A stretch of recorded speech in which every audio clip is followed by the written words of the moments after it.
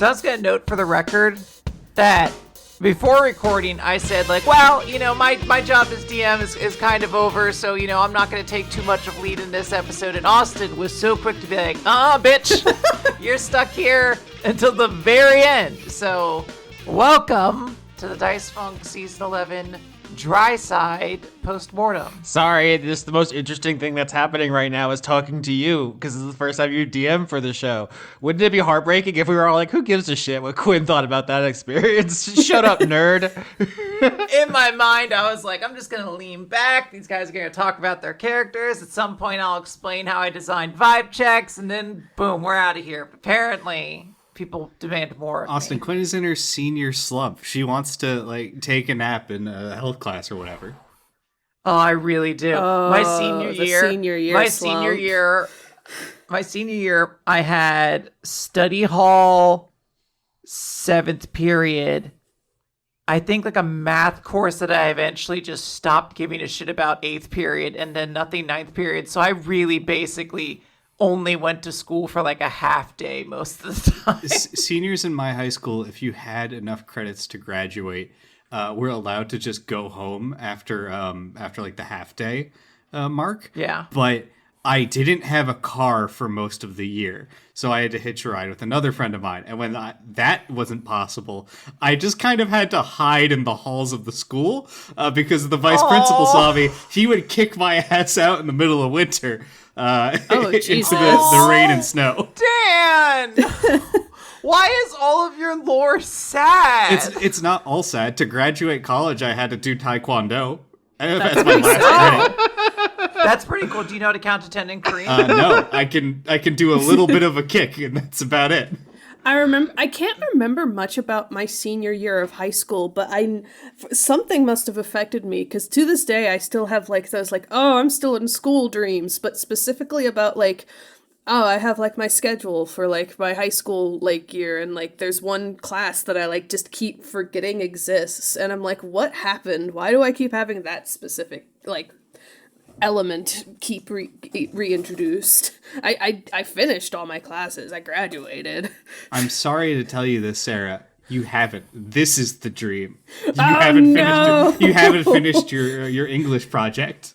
Fuck. Yeah. Now, where is your term paper, Miss Mignon? I don't know what's your last name, so I had to go off Classic. your screen name.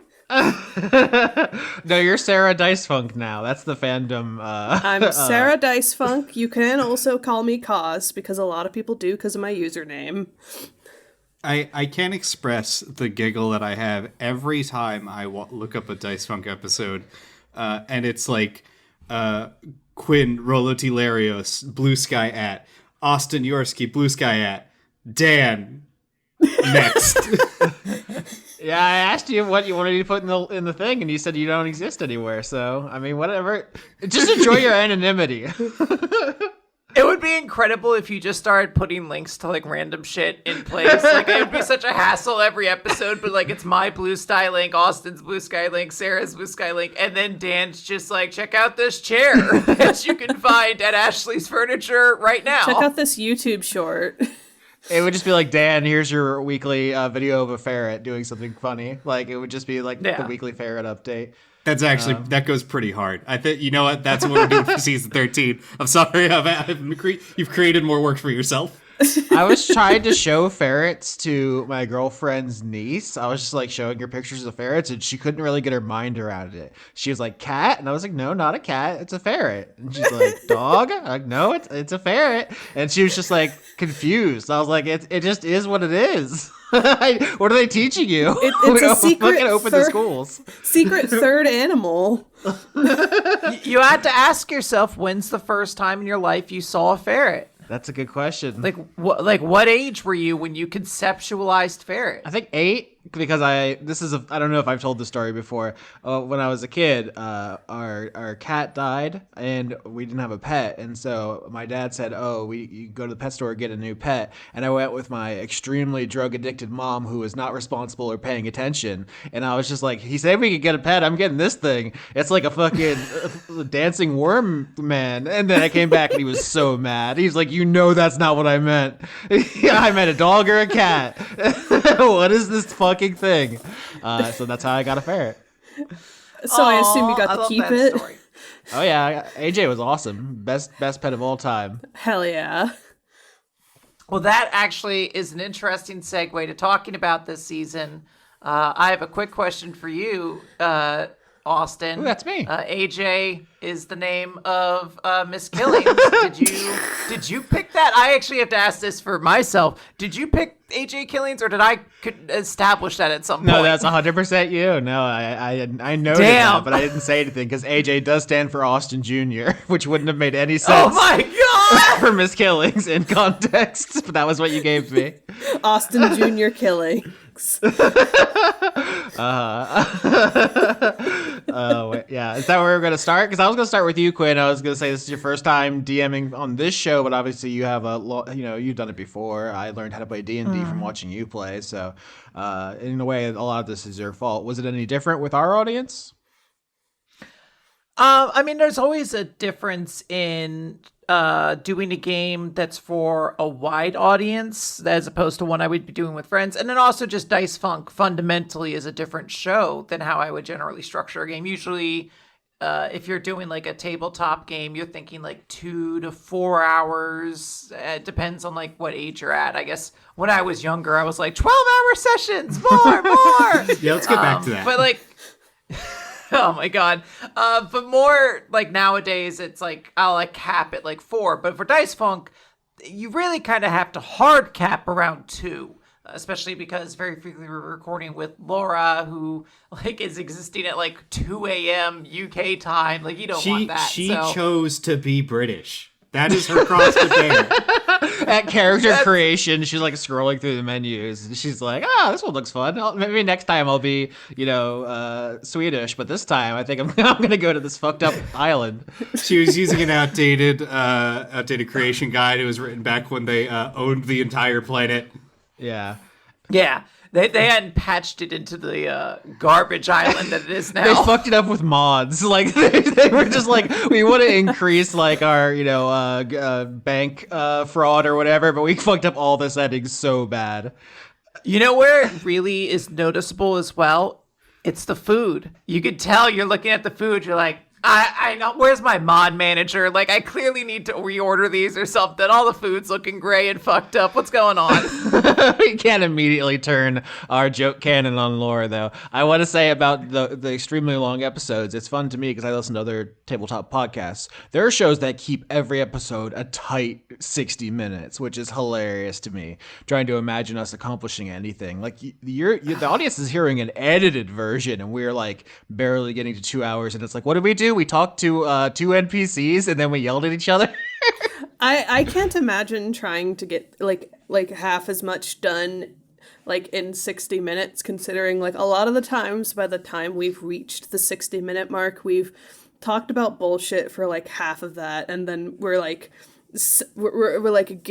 getting ourselves ready for like an encounter or like solving a mystery. Yeah, this group in particular, and we're here to talk about Dry Team. I'm sure we said that at some point. Yes. This group in particular has, it was very like, arguing over the finest points. It was like very stereotypical. It was just like, we can't fight these goblins until we sort out every issue any of our characters have ever had psychologically, spiritually, and economically. It's a very yes, thought-heavy season. I think that is the benefit and detriment of this team, that it put Austin and I with opposing viewpoints for our characters in almost every scenario, which was like combining water and oil. It was like it oftentimes felt like watching like that one like painting of like the Greek philosophers walking down the stairs. Yeah. It was, two fucking idiots arguing about fucking nothing. I mean, you say me and you. I interesting. If you go back to the first episode, I think the idea of the dynamic was that you two were on opposite sides. You were like cynical and optimistic, and Hylia was like the neutral arbiter. Do you feel like it ultimately was you and me at each other's throats? Because I feel like with both Hylia and Killings, I was doing a lot of like, here's how I feel. I'm not open to discussion. I'm open to discussion, but I'm not open to changing my mind. You're not going to change my mind, so I'm going to sit back and let you two fight about it. I think it was absolutely still Stranger versus Lillian for large portions of it. But I am a argumentative asshole, and there is a point where Stranger strips away, and if a character has an opposing viewpoint to me, I will keep going forever. Yeah, I feel like a lot of times like it could just keep going on forever if we didn't have to keep like moving on with like the next thing. I do think it is like ultimately it was like a conflicting like viewpoints between Stranger and Lillian that like was like the thematic crux of a lot of the conversations, even if like it took me a while to like get my words into proper order. Yeah, I feel like that might be, if not the thing we talk about the most, but like the most unique thing to this season that we can talk about is really Sarah and your like the effect that your process had on this recording. Like I don't know if people will know this by now, but like we ended up having to finish the season like in a separate recording. Yeah. A lot of the times during the season there were like several like separate points where like we would get to like nearing the conclusion of like a recording or a conversation, and I would still be there not exactly sure what viewpoint or like decision I wanted to land on, and I needed more time to think about it, so I needed to like go on to the next week or in reference to the finale like on to like a separate recording a couple days later. That's why the one arc has 4 episodes, and I added a wet episode to make them match. And I think there's a lot of like debriefing at the end of every arc where we talk about the conversation, we talk about what we talked about, and when we talked about what we were talking about, if that makes sense. Well, there's the talking, and then there's probably about 2 more hours of text messages being sent back and forth, some charts being made, theoretical prototypes being thrown up and discarded. I didn't see anybody like complain about that in the audience, so apparently my edit was clean enough that it all seemed relatively fine. Near the end of things, like me and Dan were specifically like doing a lot of conversation, talking about like how we wanted our characters to interact in like the last arc. I have like I'm shuffling them. I have physical post notes that I wrote down while we were talking because I needed to keep all these things straight in my head. Because I think the hardest thing about this season was just like the stress that came from feeling like I was bogging everything else down because of all that like extra time I needed to think about things. Sorry for throwing you into the deep end on this one. You could have been on like season 7 or something where every conversation is like, we should kick that dude's ass. You know that dude? We should fuck him up. Like instead I was like, what do you think about death? Sarah, explain to me death. Sarah, what do you think are the moral ramifications of bringing back someone who died in this particular manner? Do you think they'd want to come back to life? And I'm like, yeah, what do you think? What's so hard about I the thought question? this was Psychonauts. Literally, it's still like the set dressing of like going into people's like mindscapes is still pretty Psychonauts. I did get what I signed up for, but like Psychonauts is like for ages T, I think, like teen, and this is like for ages like fucking young adult like fuckers who like have like philosophical things to say about like mortality. Ages 35 and up. We're not even mature enough for our own show. Sure, none of us are 35 here. Well, you are. That's why you're such a good DM. Yeah, well, thank you. That's very kind of you. I guess that's something I wanted to ask you, Austin, as somebody who has DM'd most of the show. Obviously, Laura did an amazing job last season. I guess I have to ask you, how did I do in your estimations as somebody DMing your precious baby? Because, like, it's one thing to be like, oh, like, passing it around, letting other people get the chance at the helm, like that sort of thing. This is your livelihood. So there is like that thought that goes into a lot of my thinking and my creative process. Just like, I really can't fuck this up or Austin doesn't get to eat, I think. Well, I mean, worst case scenario, I could just live in your walls. I'll just crawl in there and I'll figure something out.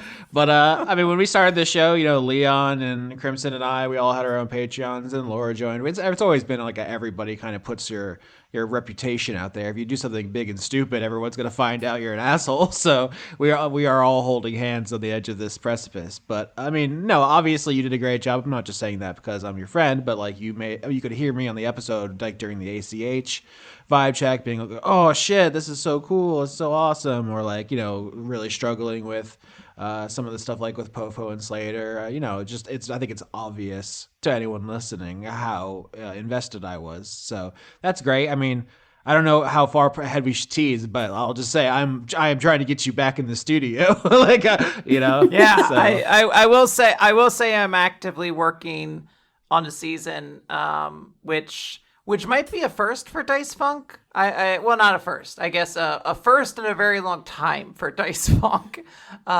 So I'm terrified of that, but it is good to know. It did mean a lot when you were like, all right, well, why don't you try it again? And I'm like, okay, so I didn't fuck up too bad, right? You were a really great DM. I want to like say that like part of the reason I didn't feel like I was like super overwhelmed by being thrown into the deep end is partially because Quinn was very accommodating to the fact that like I would need to be asked for my opinion instead of just letting conversations go on where I just sit quietly like I don't know what to say.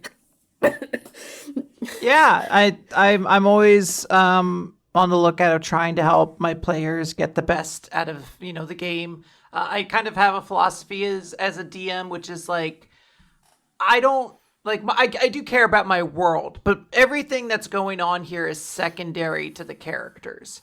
So I kind of write everything with the knowledge that's like I'm ready to rip this to fucking shreds if I need to, because it'll better help my players and help their characters sort of shine and flourish and all these sorts of things. So I obviously had tremendous players this season. All three of you were incredible, and that just made kind of DMing easy. Like we talked about earlier, there were a couple episodes where like I didn't like write it into the script or anything like that, but I kind of mentally said to myself like, all right, so Dan and Austin and Sarah are going to get into an argument now. That'll probably take up like 20, 30 minutes. Like I wasn't like, I always made sure I had enough content to fill an episode, but there was like a thought in my mind that's like, this will probably spark a debate that'll lead to a conversation for a while. I can say for years, this has always been my take, and it has yet to change. This has not changed it at all either. Quinn is absolutely one of my favorite, if not favorite DMs. And pretty much every character that she's ever put in front of me in any way, shape, or form, I have truly loved. She's done an amazing job role-playing in every aspect. And yeah, she set up a scenario where Austin and I can throw sand at each other in a play pit. And I'm quite happy about that. Yeah, it was a lot of fun. I mean, I feel like I don't want to give up too much about next season, but I'll say that the bar is very high for yelling at each other now. I feel like we've gotten the best version of that. If that makes any sense. Can I say to an extent, I almost kind of feel bad about that for the level of argumentation I have brought to the campaign, especially when it's highlighted like, man, fucking wet team loves each other, and then we end dry team the way I did. I wouldn't change anything in how I roleplayed it, but it is a very different vibe. That I hope when we're recording this, I have no way to know how the audience will take it because it's still months out. I hope it goes over well. I'm still proud of it. I hope that people like the contrast, and I hope it's not like that they just overwhelmingly prefer like one like that's like more because like from an audience perspective, I know that sometimes I do like have like a bias toward like things where everyone's all chummy and gets together, but I think that I also like recognize that like what like dynamics where the characters don't quite get along are very engaging and interesting. And so I hope that people enjoy that. One of the strengths of the 2DM situation is that they can contrast. We can have the peanut butter and the chocolate. I think 40 episodes of Dry Team may have gotten a little frustrating, while 40 episodes of Wet Team may have gotten a little saccharine. But with 20 of each, I feel like we hit all the beats without overstaying our welcome. I think that this was a really great season to have a 2DM situation because of the land of contrasts that it like eventually created. Yeah, I'm trying to even remember. This is the thing we usually talk about on Post-Mortems is like, where'd the idea come from? How did we develop it? It's been so long now, but I feel like at some point, Quinn, I was gonna DM once Dry and you were DMing Wet, and then we switched back and forth. And oh my god, can I talk about the development process of season 11 a little bit? Go for it. So I think at some point, I think for a while it was always going to be me and you. A part of me even thinks this might have like been set in stone like very early into like season 10. Like I don't even know if season 10 had come out yet. We were already starting to kind of work on this. And I remember the original concept because like we didn't really come up with this. This is all the result of the players from season 9 and what they said at the end of the campaign for what they wanted this world to be. And then we just kind of had to alter it. So part of like what we were doing is like fulfilling that sort of setup, and the settings we went through changed. I think my first iteration of season 11, there's no vibe check, to be very clear. The vibe check did not come until like the very last iteration of this. I think this was going to be more dramatic, as like the top side of things is where people go to wait until it's their turn to put a body part in. So it'd be like a lot of people just waiting around. There was going to be like community set there. I think I had like thematically something set up that like there were going to be 5 different factions that represented the 5 different stages of grief. And I don't know, there was a lot of like existential shit. This was very close to when my brother passed, so I was very deep in my feelings about grief and exploring it through this space. Then after that, I moved because there was this concept of the firemen at the end of season 9. This idea of like people who protect this island, that if it catches fire, it would go really bad. So I was building upon that concept for a while. This was going to be like a fireman season because I really did like the idea of like civil servant season, but that so frequently turns into cops that people don't love. And I thought firefighters was like a concept to be like, okay, you are like hugely important to the protection of the island, but you have no authority over anyone. You can't arrest anyone. Like, you know, building into that space, like how is fighting fires the number one thing? And then I forget what happened. You came to visit me and you just like kind of stared at me and were like, remember Grand Budapest Hotel? That's what being my friend is like sometimes. You were like, what if the season was actually like your side was like a hotel season? Because I grew up in a hotel. Dan grew up in a hotel. That's a space we haven't played with. You wanted to do a hotel themed like supernatural thing at some point. So like this just seems like a great meddling. So I had to start processing what it would be like to make that season. And then I think like less than a month from then, I met you again and you were like, what if Big Tree that lets you like judge a person's like vibe, essentially like Persona Dungeons? And I think I was very excited because that was like a concept to really like bite into and run with. And I was also so grateful that I was able to start like a real notes document that I didn't have to just erase very frequently.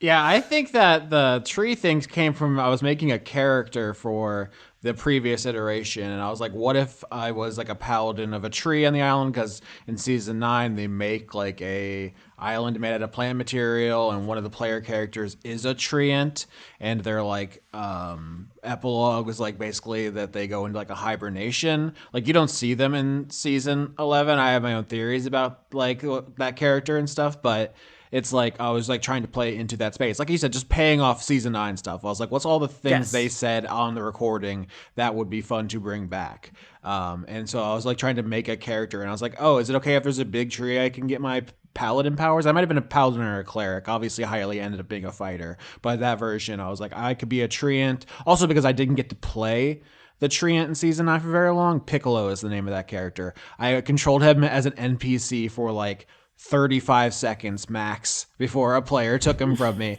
and I was like, I want to be a treant. So I started making this treant cleric or paladin or whatever, and then I was like, hey, what if there's a cool tree that has powers? And I don't know where that got away from me. Eventually it became much more central to what we were doing.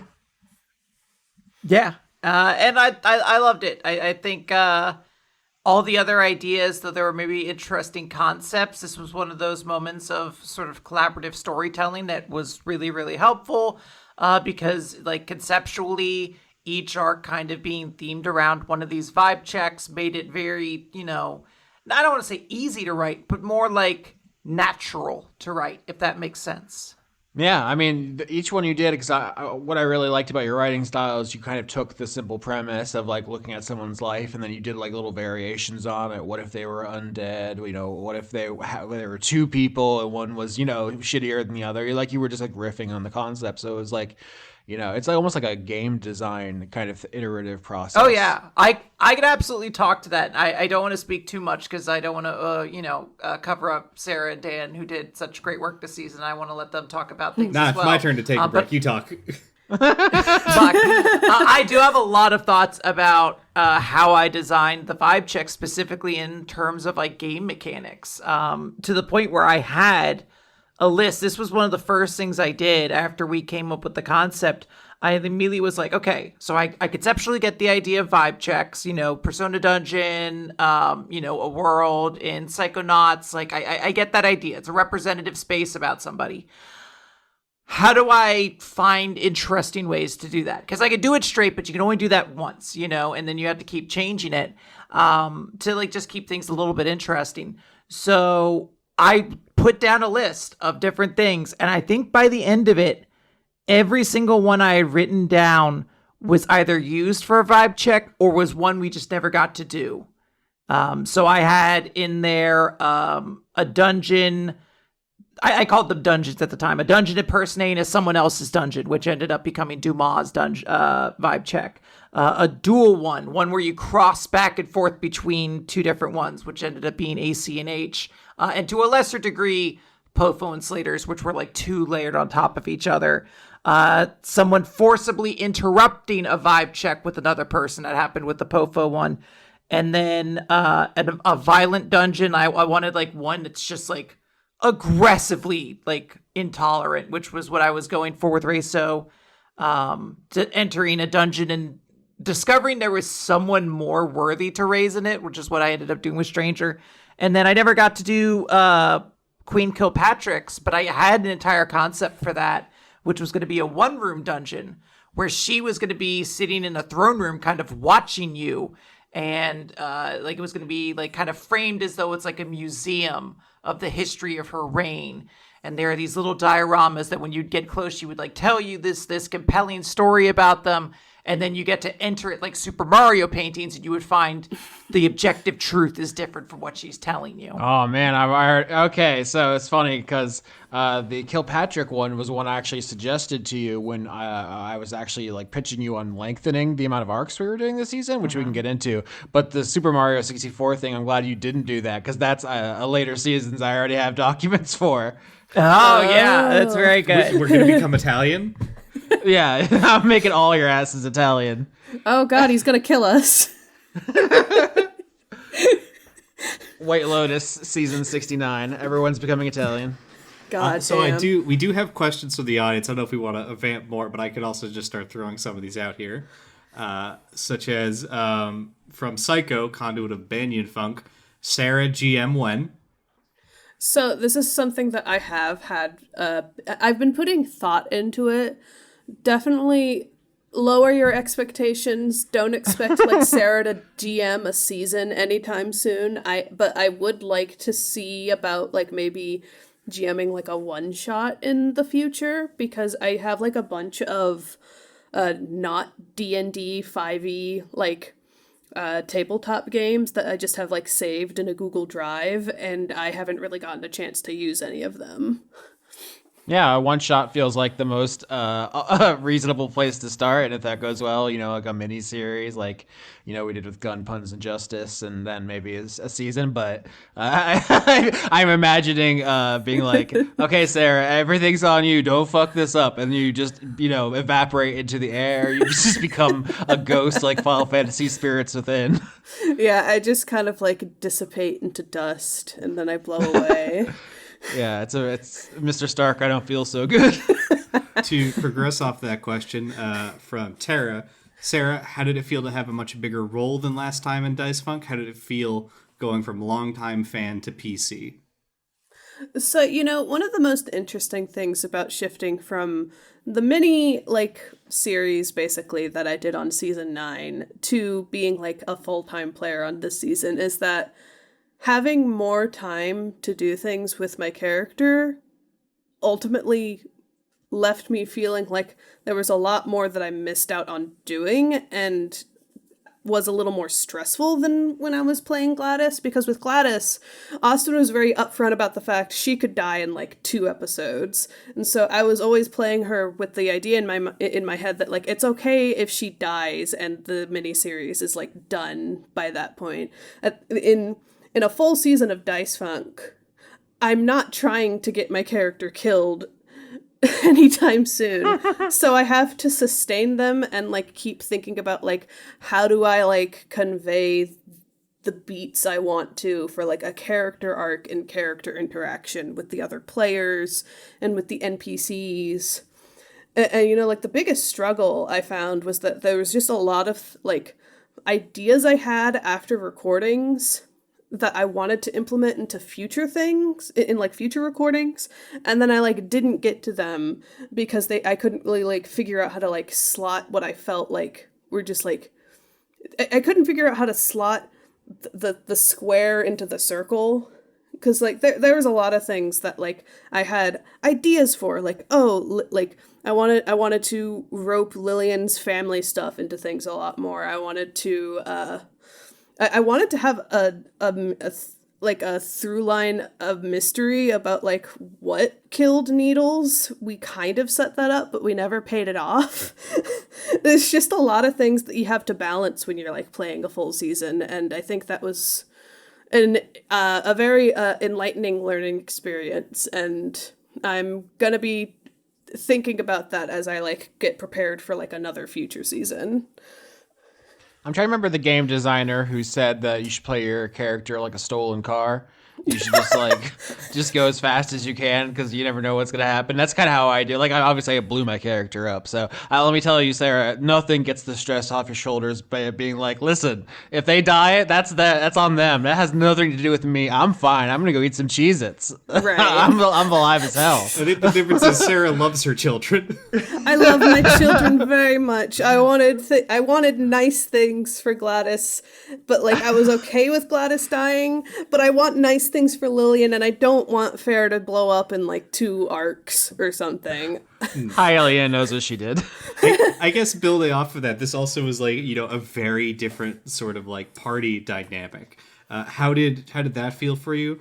To go through? Was there any like anything you want to say in regards to that? I know I was always concerned that I might be going maybe a little bit too hard in how I was playing Stranger, but I also didn't necessarily want to like pull punches, or else it would feel a little bit inauthentic. I feel like it was good to have a party dynamic where like I appreciate the fact that you didn't pull punches. I feel like that would have been sorry.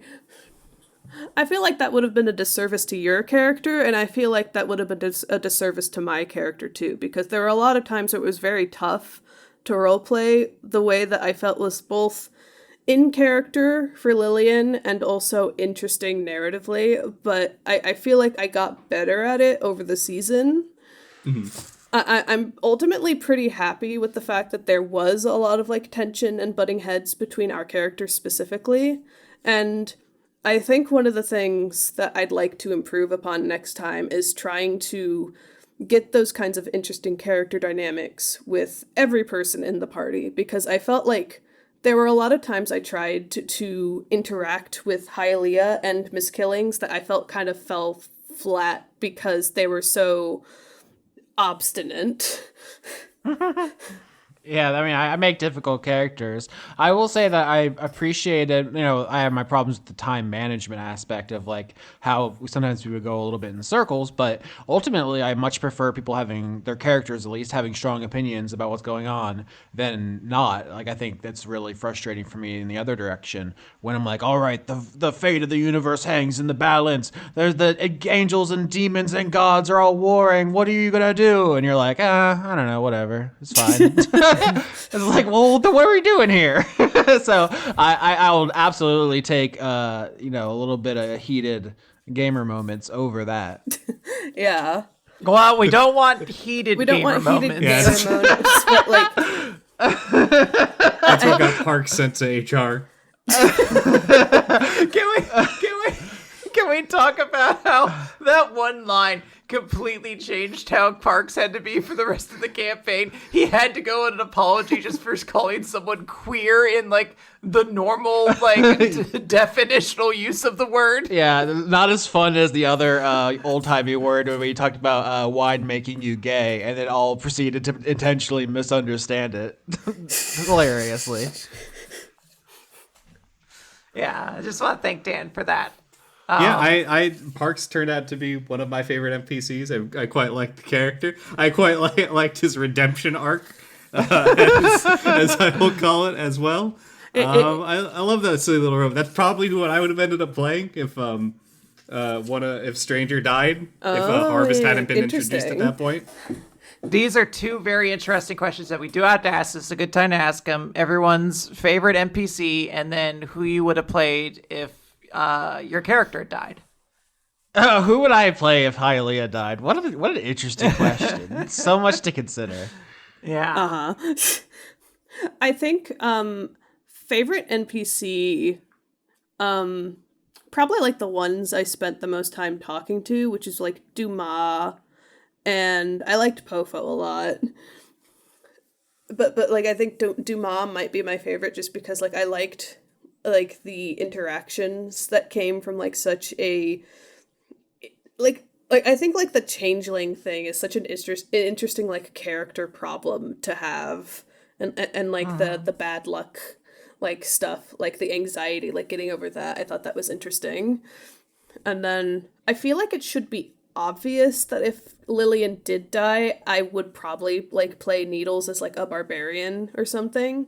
But like, yeah, I like Needles probably would have like stepped up and like gotten like, I don't know, like spiky iron, like brass knuckles or something, and like started punching people. Can I also note the humor that came along? I had like always intended, because I think you gave me the direction for Needles to some extent, but I think both of us were kind of surprised how physically aggressive she became. Because I had mentioned at some point, some episode, that I had Magic the Gathering color combos for every character, and I tried not to repeat anything. So I remember the situation I ended up getting in is I think the main things I remember about Needles is they're kind of like an opposite, maybe like a cranky to Lillian's more friendly, and then also I think you were the one who established they were interested in anthropology, yes, to some degree. And I just remember looking at that and being like, okay, so I think she's a green aligned and a white aligned character because of this interest in like anthropology as a concept. but I already had Harper as like my Celestia character, so I think I just had to add Red to her to make her Naya, and that just resulted in me making her kind of more of like a Helga kind of bully character. And then as a result, Austin thought she was like a tough character, so when Hialeah was like putting together the Praetorian Guard, she seemed like a good option in comparison to everyone else who were like old robots and stuff like that. So I was like, oh shit, I guess Needles actually is strong and beats up people then. Or she isn't. Gets fucking rocked. Just who knows? I definitely, when I was planning Lillian's character, Needles, like, obviously being, like, a background, like, important story character, like, I imagined Needles as being a lot more subdued and, like, tsundere, I guess. Like, someone who's very cold and closed off, except for, like, this one person who considers them a friend. So Needles instead being, like, very, like, loud and rambunctious and willing to threaten everyone was a surprise, but it was a fun surprise. I really liked Needles as a character. I guess she is one of my other favorite NPCs, but that's kind of more of a biased, like, opinion.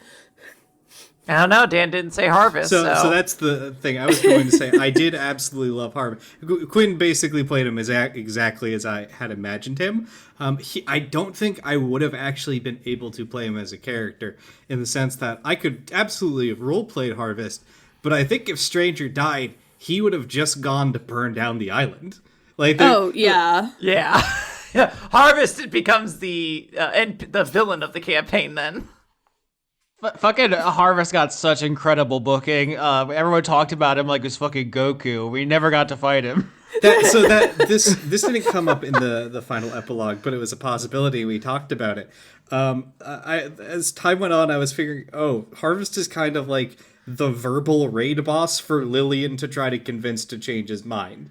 And one of the things we talked about off air is that if Fair fucks up the like persuasion too badly, like gets him to agree, but doesn't like fully succeed, he might just threaten and go, look, you keep giving my brother shit. If anything you do here happens to hurt him, I'm gonna come after Needles. Or might just attack Lillian directly. Yeah, there was a lot of, like, more threatening or worse ways that could have gone. I think that just, like, failing altogether to not even convince him in the slightest, that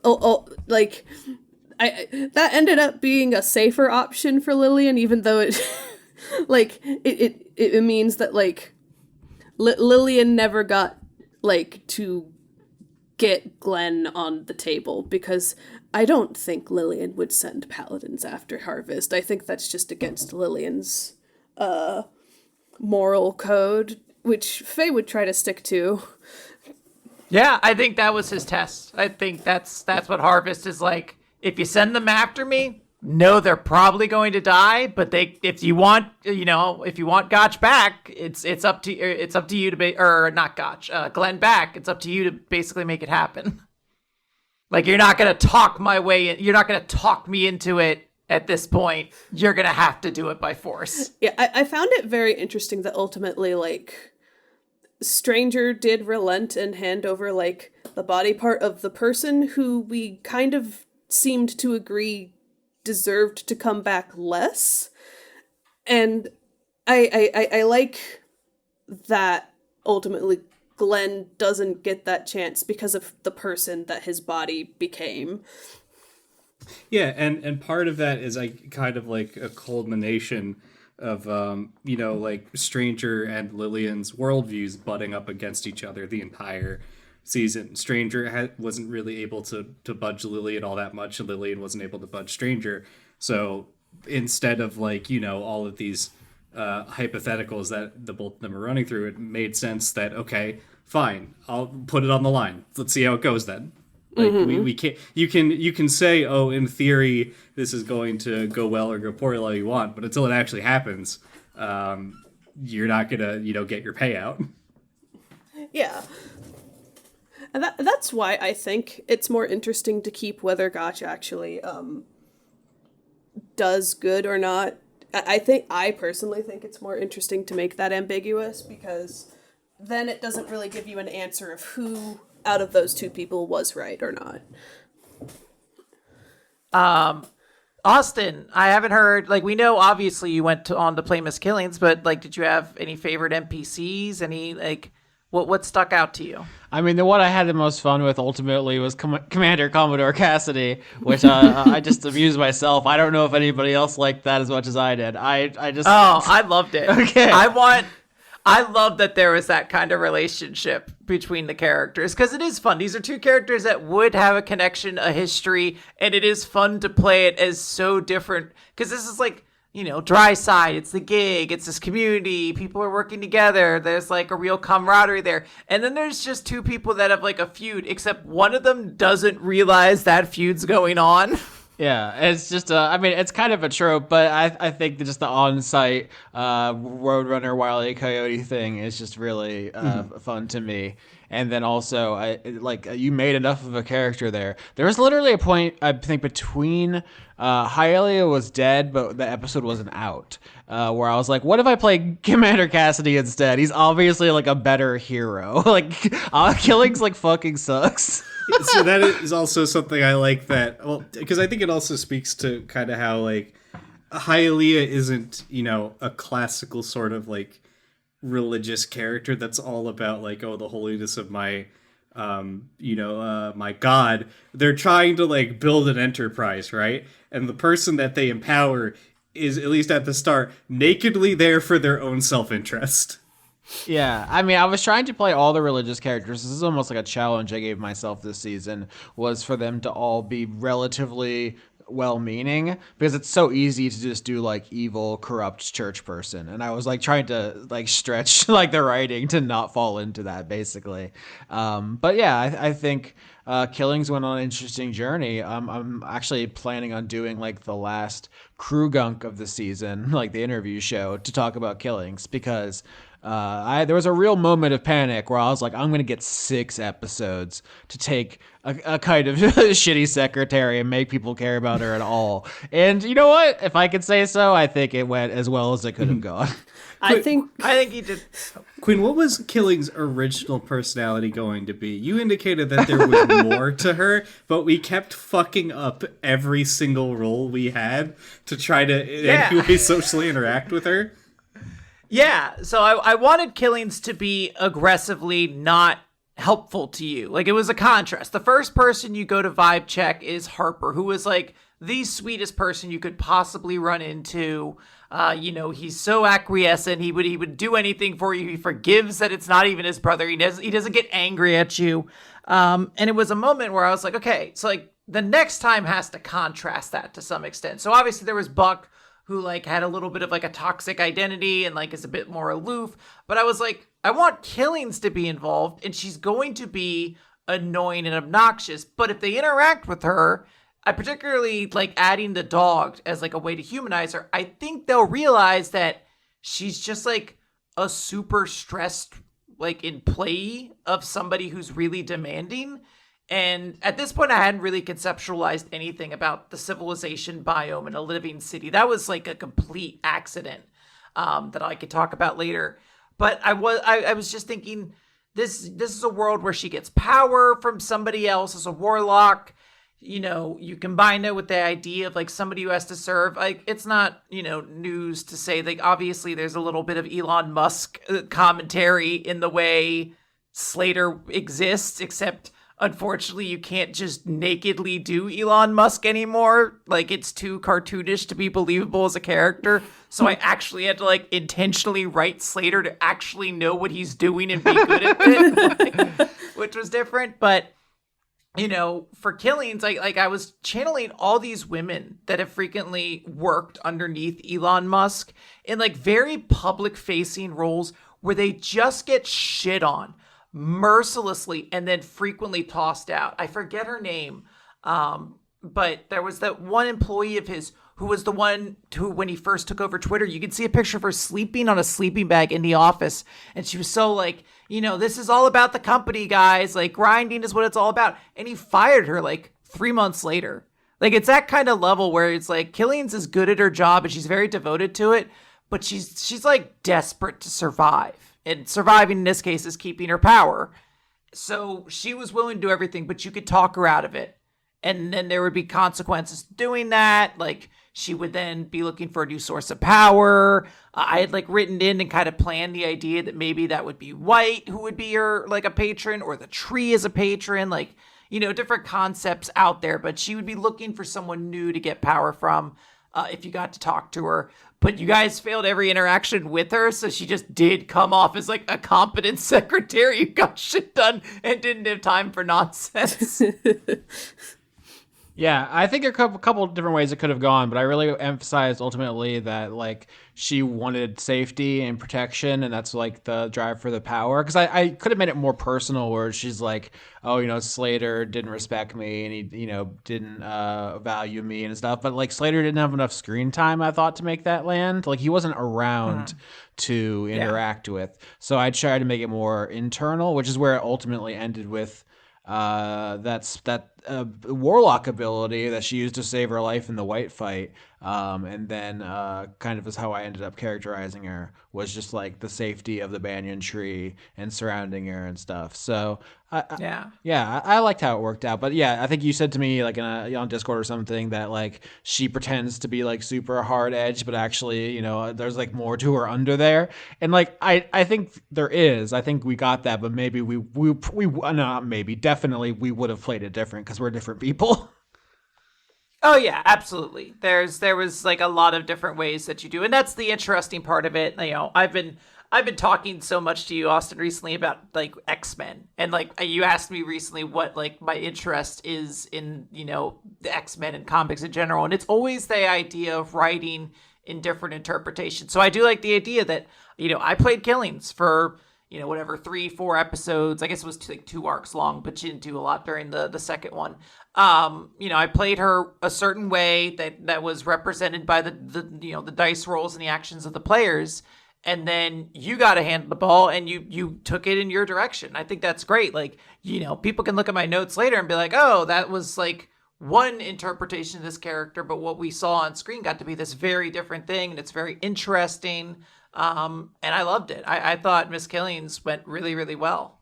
You say the dice, which I think is a really understated element of it, because everything I did was like trying to pay off those dice rolls, like where we just absolutely got no traction on any social interaction with her, and I was trying to play that, you know, and everything. It's like, what would Killings do? It's just like, how would the dice have paid off that interaction? So that was I don't even think there's that much of like a active contradiction or contrast between the screen time we saw there, just because of it was limited. But that's how I played it, at least. I think the only thing that was different is someone made a joke about what happens when Miss Killian sees Commander Cassidy for the first time, and this was still when she was an NPC. I was like, oh, I think she just runs as far as she can in the opposite direction the moment she sees him. And then obviously we find out like, oh wait, no, it's so much more about like she just on sight is like, this motherfucker. Yeah, I mean, it's from the same impulse though. It was just like that you know, she didn't want him to confront her while she was still scheming, but it was still a negative idea. I can't think of anything I want to ask about Miss Killings. I think there was something that one of the many like trains of thought that I never really got onto air is that one of the reasons that Lillian wanted to, and I think ultimately failed to try to make a connection with Miss Killings, is because and also an attempt to like bring in more of like the family element that didn't get much screen time, is that Miss Killings kind of reminded Lillian of Fair, like older sister, who's like this very successful like competent hardworking like actress, and like I wanted to like bring a connection between those two things, like hard work and like shooting for the stars, and like also like doing that for reasons like that like isolate you from other people. And like it was just like an interesting thing that I thought of. I never really got to do anything with it, but like Miss Killings interested me in that way because she's like a very closed off individual, but like she's obviously very good at what she does. I think we have boiled down this art form to a pretty good science at this point.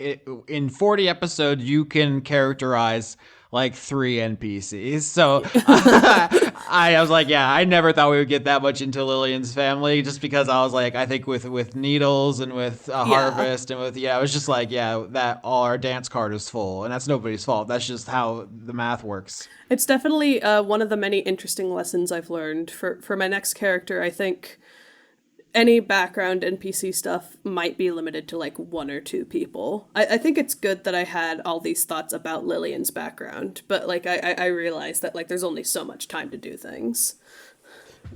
Speaking of killings, we have a question here from Wolf Conduit of Theories. Austin, if Barbella had called in Killings to negotiate with the Banana Baron, how do you think she would have done against him? I mean, the fun answer is that she would have yelled at him, and I would have probably come up with some colorful insults and stuff. The boring answer is that Barbella, as a player character, needs to solve her own problems, and I would have.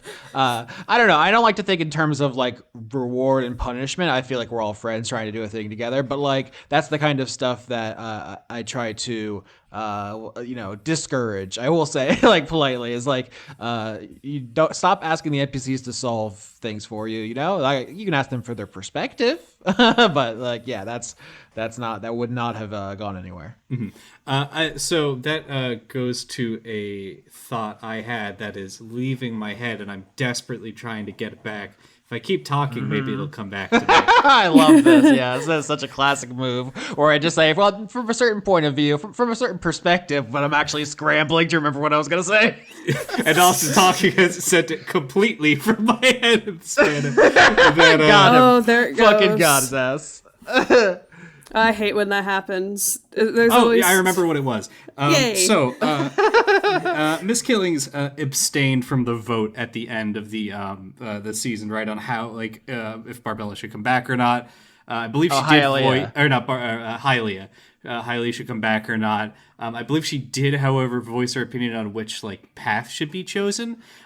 Because just my read of the character, at least at the start, I would have potentially thought that, this is the type of character that would look at Bitter Creek's option, right? And go, hey, this seems like good business. Is that read incorrect? Do you think that she would have potentially, if she didn't have this tie to Hylia, been voicing carrying the flag, I guess, to play devil's advocate for that option?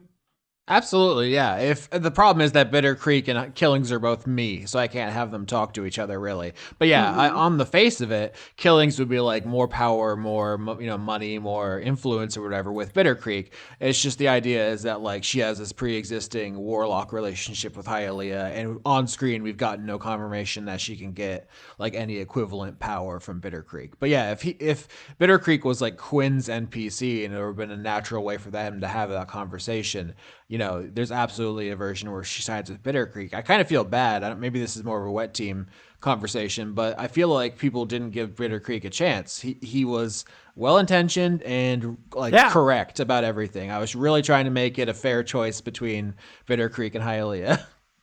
I think there's a real world where obviously I couldn't play a character in the final vibe check, but it's easy for me to justify Reaper as being I don't give a shit about this. But I think if you were to ask her, with all the options, she probably might have gone with Bitter Creek as well. Because it just sounds utilitarian and simple in a lot of ways. Especially because you had a pre-existing relationship where he was helping you out. And then after a little bit of conflict, you saved his life. And then he was really grateful. So I think that could have very easily dovetailed.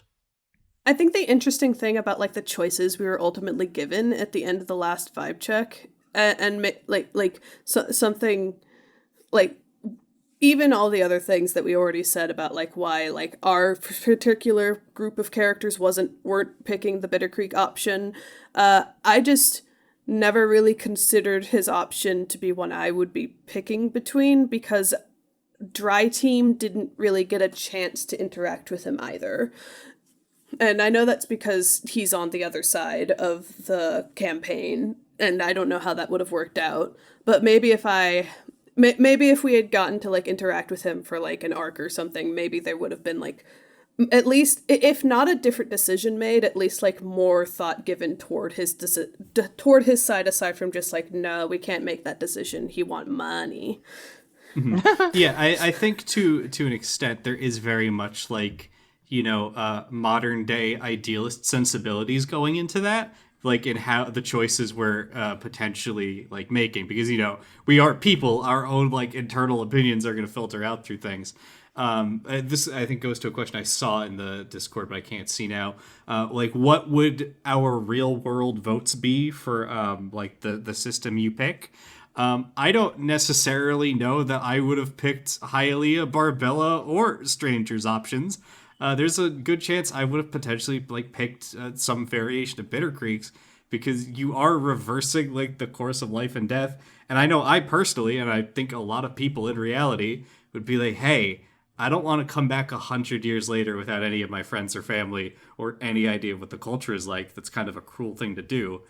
And at the same time, it's also like, if you're trying to basically run a nation off of doing charity work, you're going to have a cash flow problem eventually.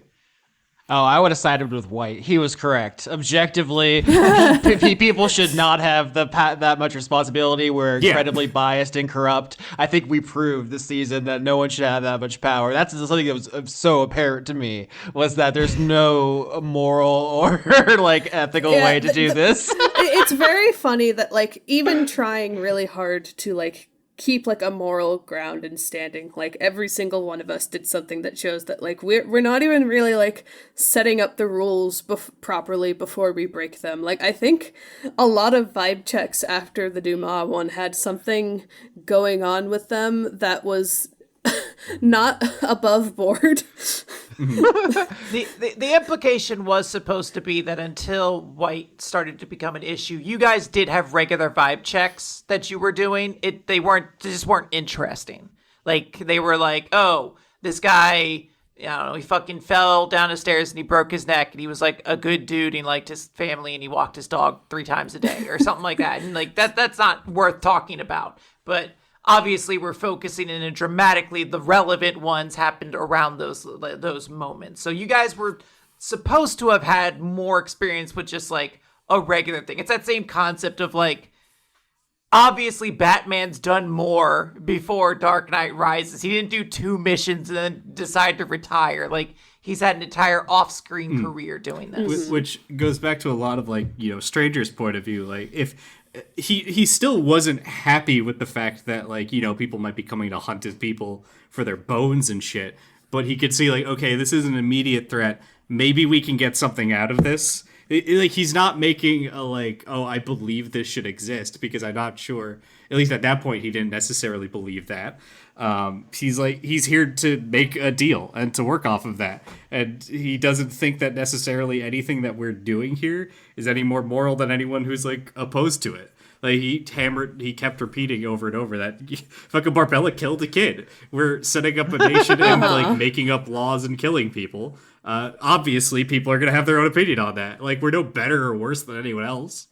I literally, at some point near the end, said lead them to paradise, like the end of Dune 2. I was like, we are just so doing so bad stuff in the world. Like the Riddle Empire is going to be out there lurking.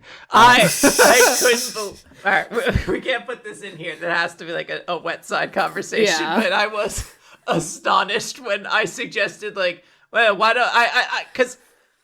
All right, we'll talk about it on that website, but I really am curious to talk about how I had to play Allison in that moment and what my read on the character was, because I was like, oh, I don't think you should be agreeing with what she's suggesting. Oh, no. There's a lot of very juicy stuff to get on the wet side part of things. I have a question I really want to ask, because this just kind of came up, and this is, I guess, a specific question for Dan, who came into this system, this setting with a very distinct culture and character in mind for Stranger. Like there is a whole world. Your characters, basically the fate of your people were kind of intrinsically tied to what like is the truth of this island, which was never something discussed ahead of time. So I want to kind of ask you, like, how was it going through that journey as stranger? Like, what was it like when the POFO reveal happened? Because I like that to you had to be like a major turning point for your character. Yeah, so I don't have, like, I guess as big of a reaction as maybe I would have necessarily, only because I obsessively think about what is going to happen in the next episode over like the 1 to 2 weeks that will break up recordings potentially, right? So I'm always going, okay, if Quinn does this, I'm going to do this. If Quinn does this, I'm going to do this. But it absolutely was like, yeah, this is a massive diverging point. If this turns out that it just does delete the entire like person they're coming from, which it could be, I guess I'm a villain character now and I'm gonna play Parks. Or yeah, it was like a very big like, okay, I can work with this. There's like so I could have worked with any of it, right? But there are hooks here I can kind of sink into. And I guess part of the mindset I had with Stranger is I like to know the edges of the edges of the fence of the zoo that I'm being kept in. And I care about like all of like, oh, the weird shit that could happen in it. Like I think originally Austin kind of brushed it off right when we were going into Pofo's vibe check. It was like, well, what if we just did both, like two of them at the same time, and then that's actually what happened, and then we get an answer of, oh, this is another data point in how this system works. And I continued to still have questions like that, even up to and past the ending. I think off the air I said, hey, if these characters believe this is like healthcare, why are we limiting this potentially to the dead? Why isn't this just like a literal treatment for people with illnesses that can't be cured through any other means but a resurrection? Like, why? I wanted to play in that space so much more with President Slater, because that's like written, I think, in the original version of my notes, is he didn't take himself out. He had like a disease. But then I was like, then I have to create a disease that's thematically relevant to the campaign I'm in and also can't be undone with magic. Like there's always like this weird thing about how you kind of handle any threats to mortality in a world where like literally everybody can cast healing spells like pretty easily. So it's like this tough thing. I was like, how is there something he was that sick by that he couldn't have just cured as this super powerful magician? That's my classic curse problem, is that remove curse Yeah. is such a low-level spell. You can never have any interesting curses. But I mean, that's the thing about world building in general. We live in a world where most conditions are treatable, and yet that is not how society has ordered itself. So I think, I don't know, maybe it's boring to just answer your question, but I think that the whole world has such inequality and access to healthcare that it's not really any different. Yeah, but when my stranger's point would be in character at that point, like, hey, if you think this is healthcare, how are you not a murderer by choosing to deny someone coming back or choosing to not help someone, right? If you believe that everyone should go through this process, is it not crueler to be like, sorry, you got to come back when you're dead, come back in like potentially 10 to 15 years, and then maybe you come back 100 years after that? Yeah, like there's, I think, a world where you guys could have like played this as doctors, essentially. Like this is like clinically like, no, everyone needs to come back. Like this isn't like a question. We have to do this. And then maybe the situation is more of like a monster scenario. Like, oh, well, we have to deal with the ramifications of the fact that you're saving the lives of people who are may have been killed for a reason, or, you know, maybe did, you know, need to be gone from this world. Yeah, I mean, like I said, I sided with White, which is that no one should have this power. But the second best option is everyone should have it. No vibe checkers, deaths to the vibe checkers. Right. Yeah, if this was like a real world thing, I guess my vote would probably either be like everybody, like all or nothing, basically. Like if it's a life-saving treatment, give it to everyone. If it's an affront to God, then like burn the tree down. I don't know. Yeah, but I think I like that we played in the space because I also think it's easy to say that sitting in my apartment in 2024. But if I was ye oldie peasant and someone's like, "Do you want to have control over life and the death?" I'm doing it. Obviously, it'd be so dishonest for me to be like, "Actually, I am a noble philosopher king, and I would know better and use my power responsibly." Yeah, that's Yeah. that's always the like. People say things like, "Oh, this is my beliefs. I will follow them fully." Well, now you have that power. What are you gonna do? And from what I've seen in a lot of D&D groups, the answer is torture. It's a lot of torture. Hitting the big red corruption button with my whole ass chest. That's something that was another interesting facet of like trying to play like the character who has the most like belief in the idea of like people deserving second chances and like trying to do morally right by them is just like trying to uphold that like high standard of like morality is kind of hard. Like even just sitting here in my chair just being like, oh, what would my fictional character do? Krill issue. I always know what the perfect moral choice is at all times. I perfectly triangulated it. I want to ask a question from the audience, if I can. Yeah. This is from, I think this is Michael Wayne. I've always pronounced it wrong, and now I think I just realized now it's Michael. Oh. Yeah, that makes more sense than what I was thinking.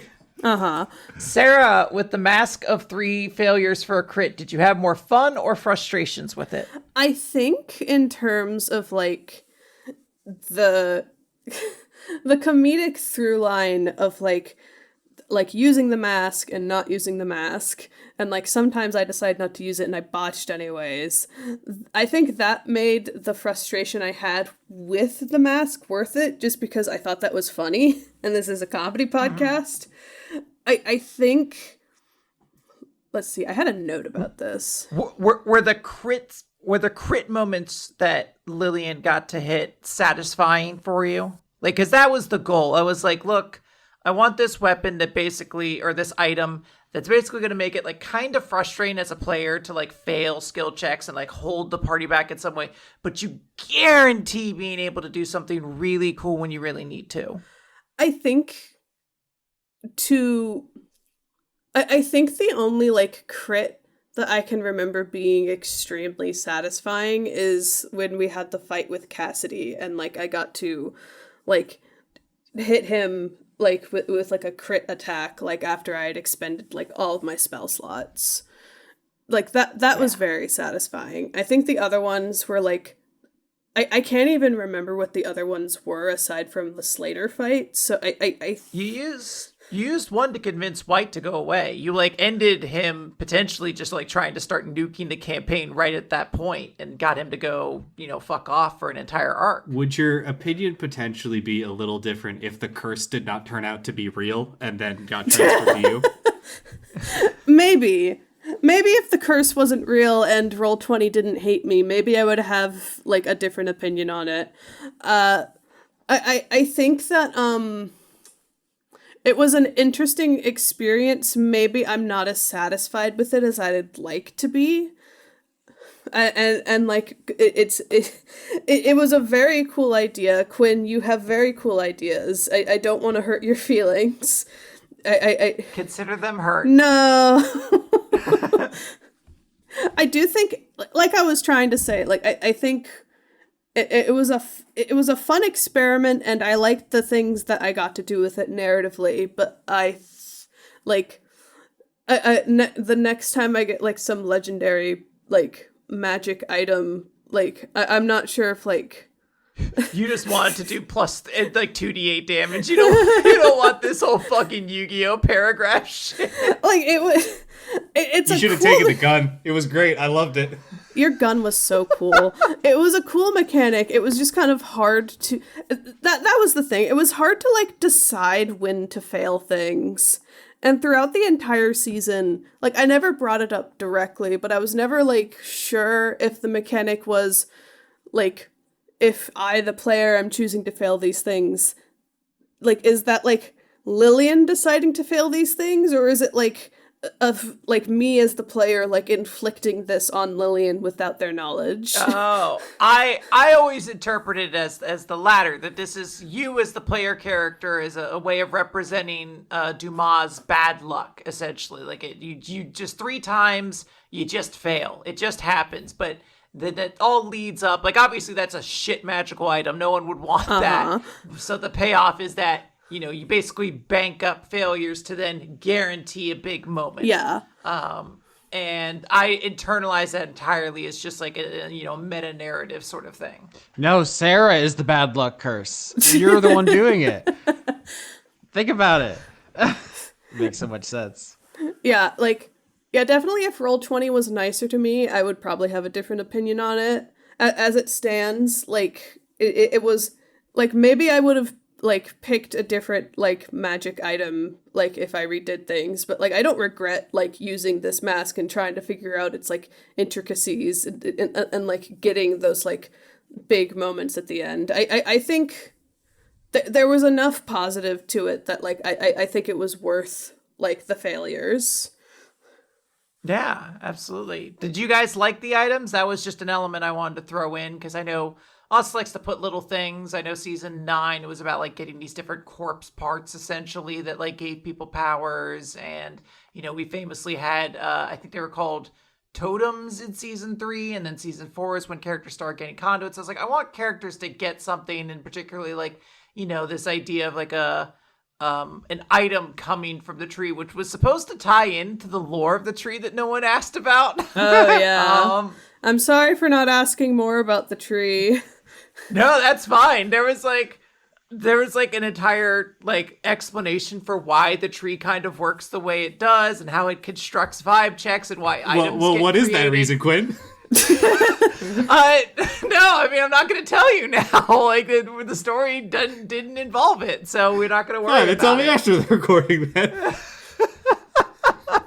Quinn, you can't. I read your notes. You can't dangle lore in front of me. I didn't know this was in there. Yeah, I didn't have this written down into the notes. I didn't write notes the same way. I'm going to make my notes available. They're not going to be as complete because a lot of concepts lived in my head until I finally put them down on paper. But the idea was that the tree essentially was feeding off of everybody, but it fed off away in psychometry, like the idea of reading psychic energy that exists in objects. It's sort of like an extension of that idea of like an item once given to the tree, it like feeds the psychic energy off of it, constructs this vibe check, gets stronger. That's what the tree always wants to do, is just get stronger and bigger. And then you guys go through it, and then like an item is created afterwards. And it's why an item isn't good to be checked twice, because it's already taken the magic out of it. It's already read the energy. It doesn't care about it anymore. So that's why, Slater had other body parts that could be read, but the same piece couldn't be read a second time. It was a parasite all along. Yeah, I don't want to know more about the tree because in my mind it's more sinister than we revealed on screen, because like as we talked about, banyan trees do crush and kill other trees and stuff, and they're growing and growing. I was sharing pictures and videos of the banyan tree and banyan trees in my hometown, and they're eerie in a way. They're fucking doing some stuff out there. I don't know what they're up to. I don't trust them fully. Going off of this line of questioning, we have a question from the conduit of al dente pasta to Austin and Quinn. So we've seen hostile biome Numenons, the life biome giants in season 9, and the biome citizens trying to defeat them, Blazer and his cult. Is it possible for these Numenon to be destroyed or even changed?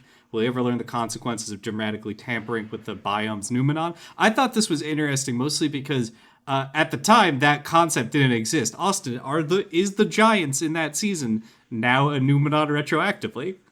I have literally no idea. I didn't think of that at the time. So it might be. It depends if we go back there and I have to decide. I will say the boring. I'm sorry. I know this is disappointing. Yeah. The answer to this question. I agree 100% about what you're about to say as well. Yeah. Definitionally, what separates a Numenon from a phenomenon is that it being completely understandable by human senses. Can they be killed? If I could answer that, it wouldn't be a Numenon. That's literally. The only time I would have even considered it was like if you guys had lost the fight against White. I was like, I guess I have to think about what happens now that like everyone's dead and he's just gonna keep punching at this tree. Like maybe that, but otherwise, I have no idea. Like there would have had to have been like full discussions at that point. Yeah, I mean, what if the answer for just because the answer for one thing would how do I say this? And just because it would work out one way for the tree doesn't mean it would work the same way for the spooky moon. You know, they could have completely Yeah, different I put rules. mine in the sky. You can't get up there.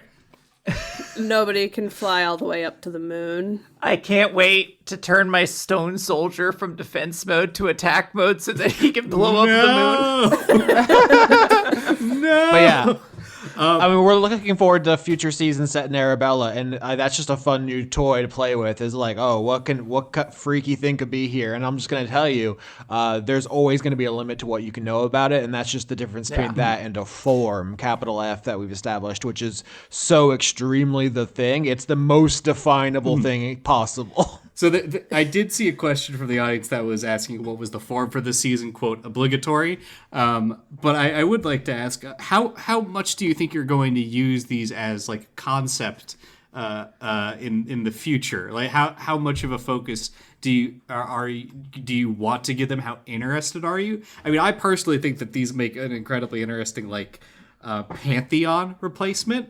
I know I had Stranger give out his beliefs on what these things are and stuff. That's how I would have personally handled them going forward. But I think it's a very interesting space with a pretty wide like brush you could do with these. Yeah, I think this wasn't an intentional thing. This wasn't like a concept Austin and I had discussed. We were like, yeah, what if there's, just the way there's this big snake in the ocean, there's a big tree and it's very powerful. And, I wrote independently of that. I think it was like the first downtime, Barbella and Hialeah had a discussion about what if these two were interlinked in some way. And I just started fiendishly writing notes at that point because I was like, holy shit, like this is a concept I need to like just keep in mind. And I think it was later we coined, didn't coin it, it's a real term, but like we started defining these things as noumenon.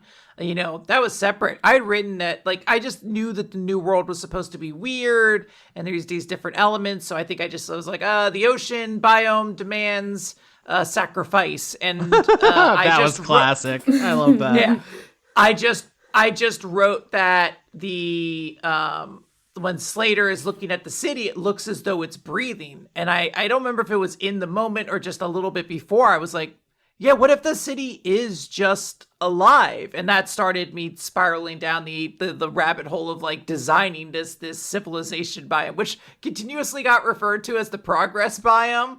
But that was on me. What does it say about us, and I guess potentially the people that created the new world, that we seemingly are populating it with godlike beings that are in some ways inherently hostile to life?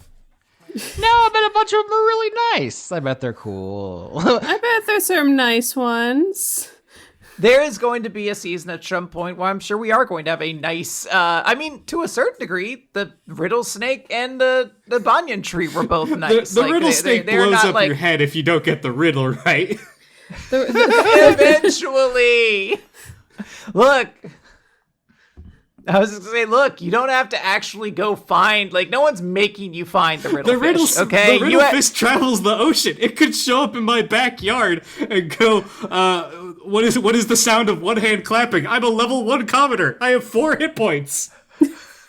So this is just a thing about making genre fiction, right? It's like, oh man, I'm in a Stephen King story. What are the chances there's a spooky guy? It's like, yeah, that's what we're doing here. So yeah, in Dungeons and Dragons, so there's going to be hostile people because we need, to contrive situations where we can have combat and conflict, So like that is why it might seem like they're more hostile. I think statistically speaking, probably like a third are hostile, a third are nice, and a third are somewhere in between or something like that. Or you know what? I don't even want to say it that specifically. Who the fuck knows? I don't know. And it's just it's like another tool to play with, like conduits or forms or any of the lore that we've added to D&D. Like a lot of the stuff we talk about is just in the monster manual, and some of it's our mental illness.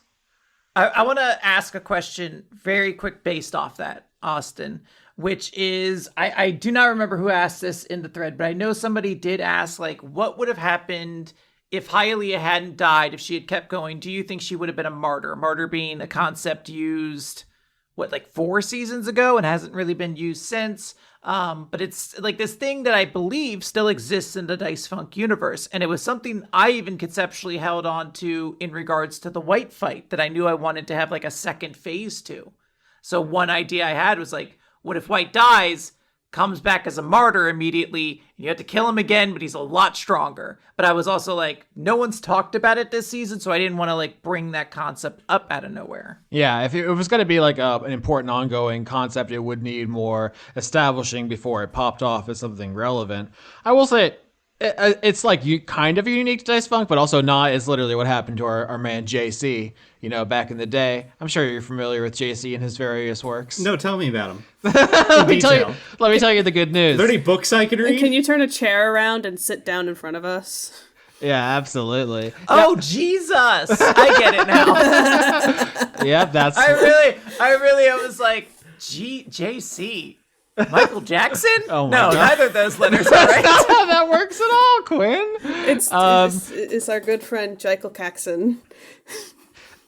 Now, as far as I'm concerned, it's all still on the table. It's all still in the universe as one of many magical concepts that anyone can pick up if they so choose. But I'm not like, there's no rush or any pressure to just use it because we have it, I will say. Mm-hmm. So I really wasn't thinking about it. And I guess to answer the specific question about Hylia, no, I think she had too much going on. She wanted respect, and she liked writing, and she was, thinking about religion. Like the conceit of martyrs in our universe is like they're like completely too obsessed. Like they freak their own being, basically.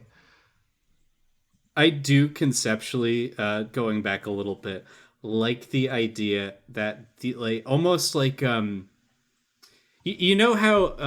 many times throughout history people have been like, oh, we're gonna control some pests by releasing these cane toads into our world, right? That the old gods go like, okay, we're gonna create this brand new world with all this stuff in it. Oops, made a scary moon by accident. Oops, made a riddle fish that blows up your head if you get a puzzle wrong. Like there's like a level of human error built into it, and that was something. What was it? Mox and AC&H kind of talked about that. Like, yeah, this is an artificial place currently. That has yet to like undergo natural evolution and like drift from its original design, and there's going to be some teething in regards to that. Yeah, that was a theme I wanted to explore this season, was the idea of like conceptually this is a world that's like the gods made it to be like, hey, whatever like thing you're super into, here's like a place entirely devoted to it. It's essentially heaven for this thing. Like, the art biome is like this place where like all arts is like protected and like artists can flourish. And I was like, okay, so this season takes place at the one spot in this world where none of that exists. So who would go to stay there? And I had to be like, I guess the people who, go to those places, and, it's that concept of like, not everyone's heaven is the same. So they were like, just like, oh, like this sucks. I'm getting out of here. And this idea that, yeah, maybe it would evolve into something they like. But right now, like Banyan Island is the most natural thing out there because it wasn't designed conceptually to like really be anything. It's like kind of, maybe it was the first to have its noumenon really start to like take control of things this way.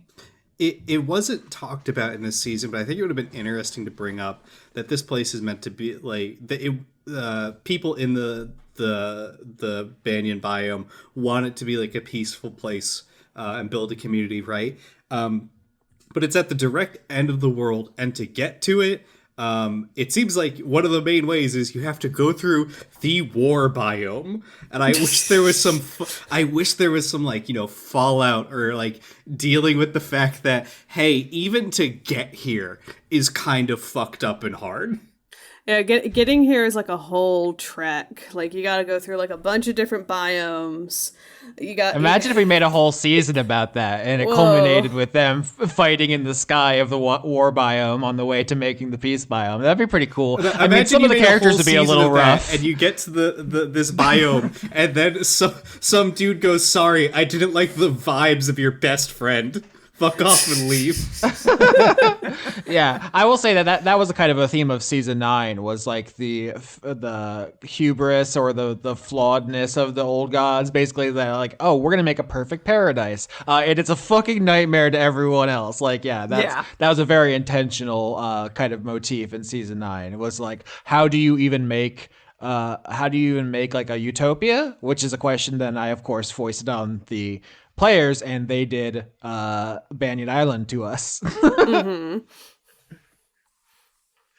In retrospect, I'm going to leave that gap in there, the thoughtful gap where we're all thinking about the cool thing I said. I feel like this season, in retrospect, really makes season 9 more interesting, because it's like we did all that setup, and then, oh God, look at the mess you've made.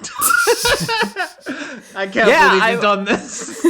I'll be very curious, for the people who have listened to season 9, also the players who were involved with it. Obviously, Dan and Sarah were involved, but not necessarily. Your characters weren't there for the creation of Banyan Island. That was, a couple other people. So I'm very curious how this season holds up as like something that is meant to be consumable standalone, but more than probably any other season in Dice Funk before, is a little contingent on a previous season's, elements. Because it's conceptually just, this is all mostly stuff that was said by players like 2 years ago or whatever. Mm-hmm. I think it's all a mistake. I stand Sprinkles. Should have been her biome. Sprinkles should have gotten everything. She deserved the world. She deserved the end of the world. She deserved to make her own little biome. Just give everything to Sprinkles and her little like posse of like gem people. Red was right. It only brought war. Everyone starts fighting over this place. Oh wow! Retroactively, this is like what happened with Moog in the Elden Ring DLC. Is everybody's coming around to Red's perspective and be like, "We judged you too harshly." Yeah, the Moog Lester was the Moog Lested. Oh my God! What a tiny Venn diagram. Just I don't any of those. What did you even say? Your ring is not Elden. My ring Sarah? is not Elden. My soul is not dark. My blood is not worn. Oh wow, that's a different lifestyle. I can't even get my mind around. But is your Eero I don't think you could ask that. That's inappropriate. But are you Japanese? Is that the question? What are you doing here? I have a lot of things I still want to talk about. I was curious to hear your guys' thoughts on the final fight of Dry Side. Like, I don't know where exactly epilogue conversation will happen, so I'm very curious about, I guess, like really zeroing in on the Dry Side, which culminates in the big white fight, and how you guys felt about that, because this was a season that admittedly did not have a lot of combat. I had multiple like big boss fights planned, and you guys just never did them. Like, there was always like, I did not expect for Austin to do the stuff with Slater. I had initially planned that Miss Killings was probably going to be a boss fight in that, and it was going to be a choice about whether you kill her because she's evil, or if you realized she could probably be persuaded, but there was just going to be like a fight.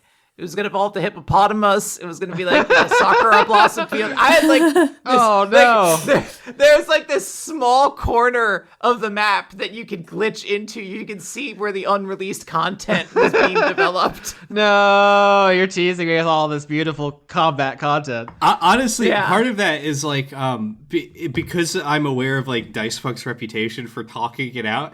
I feel a need to, a certain extent, try to talk to people first before just killing them.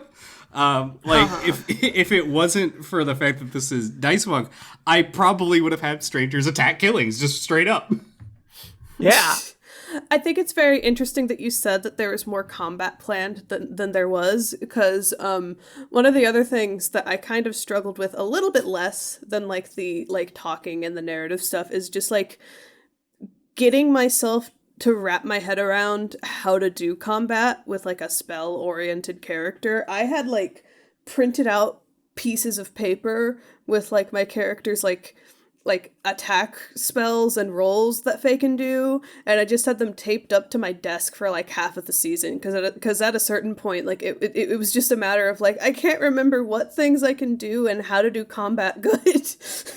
So maybe it was a good thing there wasn't that many like as many combat encounters, because I think that I still need some work on like figuring out how is like what the best like way for me to do that is. I might think about that when I'm building my next character.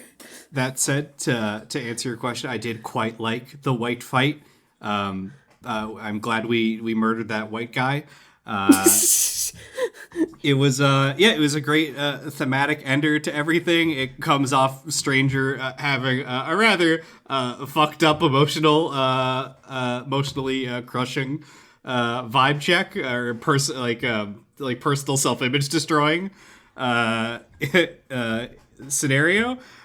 So I'm glad we got to tear that man's big heart out of his chest. And a dog slit his fucking ankles. Yeah, I thought that the white fight like was very cool. I think that any of the combat that we did do like had some very cool moments in it. I really liked the white fight, and I liked conceptually like the halfway through like white like coming back for phase 2, his health bar regens. I don't know how that fight would have gone if we didn't have the gun. I think that the gun and Jericho are the MVPs of that fight, I think. It's just fun to say that we had a gun. I love saying it. Yeah, I mean, I knew what I was doing when I I put an item in here that's like, if it succeeds, like, I did read the Bodak ability, and I was like, I mean, they have to, like, fail by 5 or more. Like, as long as their check is somewhat decent, that is somewhat of a hard threshold to guarantee, and, like, bosses can do it. But I'm also, like, D&D conceptually for me is very difficult to process how to make fun when a lot of the best things to do are like, okay, I cast this spell and you can't do anything and your butthole explodes from the inside out. Did you roll like a 17 or higher on intelligence? Nope, your butthole's on fire now. You can't do anything. You're dead. Yeah, like, folks, get ready for next season. Like the concept essentially becomes, all right, this person gets to just defend against those attacks for 3 of them, so you have to be dangerous enough for 3 turns and then survive 3 turns. So it becomes like this extremely, like, I played that up very big when it came to White, because I was like, look, if you don't burn out his shit and like find a way to neutralize him and like, you know, drain his health, he will outpace you in damage. This dude does insane. Like, I didn't categorize it because Boyce specifically built an item to counteract it. But if there hadn't been something that neutralized the lightning, that was just like extra like 4d8 damage every turn you'd be taking. Like it was the one thing. I didn't tell you what any like particular item did, but if like for some reason you sacrificed the lightning rods, shit would have gotten real bad real quick. I literally don't know how we would have won. I was literally KO'd at the end of there. I feel like mathematically we just came down to the absolute wire. Even a single D8 would have, I think, fucked us. I don't know how. The fight felt so tense, and like it did feel like any one of us could die, which I think is a success when it comes to like making a fight feel like it has like narrative tension. Absolutely, and that's where I would have had to have unlocked my Bonkai and rat bombed him. Yeah, that's what Dan's like, all right, rat bombs, go. We tried it your way. My last Time for resort, Dan shit. rat bomb. Yeah. How'd you guys feel about killing a stranger's dad and ruining his one chance at a family life? I thought it was very funny that, like, at the very last moment, like, you wanted to play into that specifically, because it comes across as, like, Stranger having a bit of, like, another mental break, not because he's, like, not because he's losing it, but because he's like, I just want to fuck with this guy, even though, like, that whole family dynamic doesn't actually matter. I didn't grow up with this man. The answer is that it's both of those things. Because, yeah, I realized after the Gotch fight and the fact that, we're straight and Slater appeared during Hylia's vibe check. Like, wait a minute. He only exists because of Slater, very specifically. That's the only reason he's alive here doing any of this. Of course this weird little man is going to call him daddy. It was very funny. I liked that. And I think it was a much needed element of personal attachment because none of the other characters had even met Slater. So it could have just been like, here, the end of Final Fantasy IX, where it's just like, hey, here's a guy. What do you think about my cool guy? Let's all kick his ass. Fuck up that bitch. Yeah. Can we talk a little bit about the epilogue as well? Because I want to note that was also something that sort of changed. Like, designing Hylia's vibe check was so fun. It was the first time I got to do anything collaborative when it came to vibe checks. So it was specifically, I was like, all right, well, here's a concept. Let me run it by Austin, see what his thoughts are. And I think you were like, you got every element I thought should be in Hylia's vibe check. And then I had a conversation with you at like kind of the 11th hour of like, oh, what about this idea where Hylia gets to come in and kind of helps the party out of this, like, a bad situation a little bit. You get to meet everyone because it's like, this is going to be the only vibe check where no one will actually see the person otherwise. So I'm glad. I don't know, the audience hasn't heard it yet. Maybe everyone's like, oh, that part sucks shit, Quinn. But I was happy that we were able to get Hylia incorporated at the end there for, I thought, a pretty cool moment. Yeah, when you asked me for input on Hylia's vibe check, which we pretty much knew was happening as soon as she died, it just made sense that, the whole season is built around this revival well. It would have been very funny if we would have just been like, fuck her. Who cares? Bye. But no, I think that was immediately on the table. And then you asked me, and I was thinking it'd be more narrative, like, oh, there's a series of vignettes of like, oh, here she is as a little sproutling. Yeah. Here she is as middle-aged or something, just like a story of a life, and then trying to do more of a passing judgment on her as a person.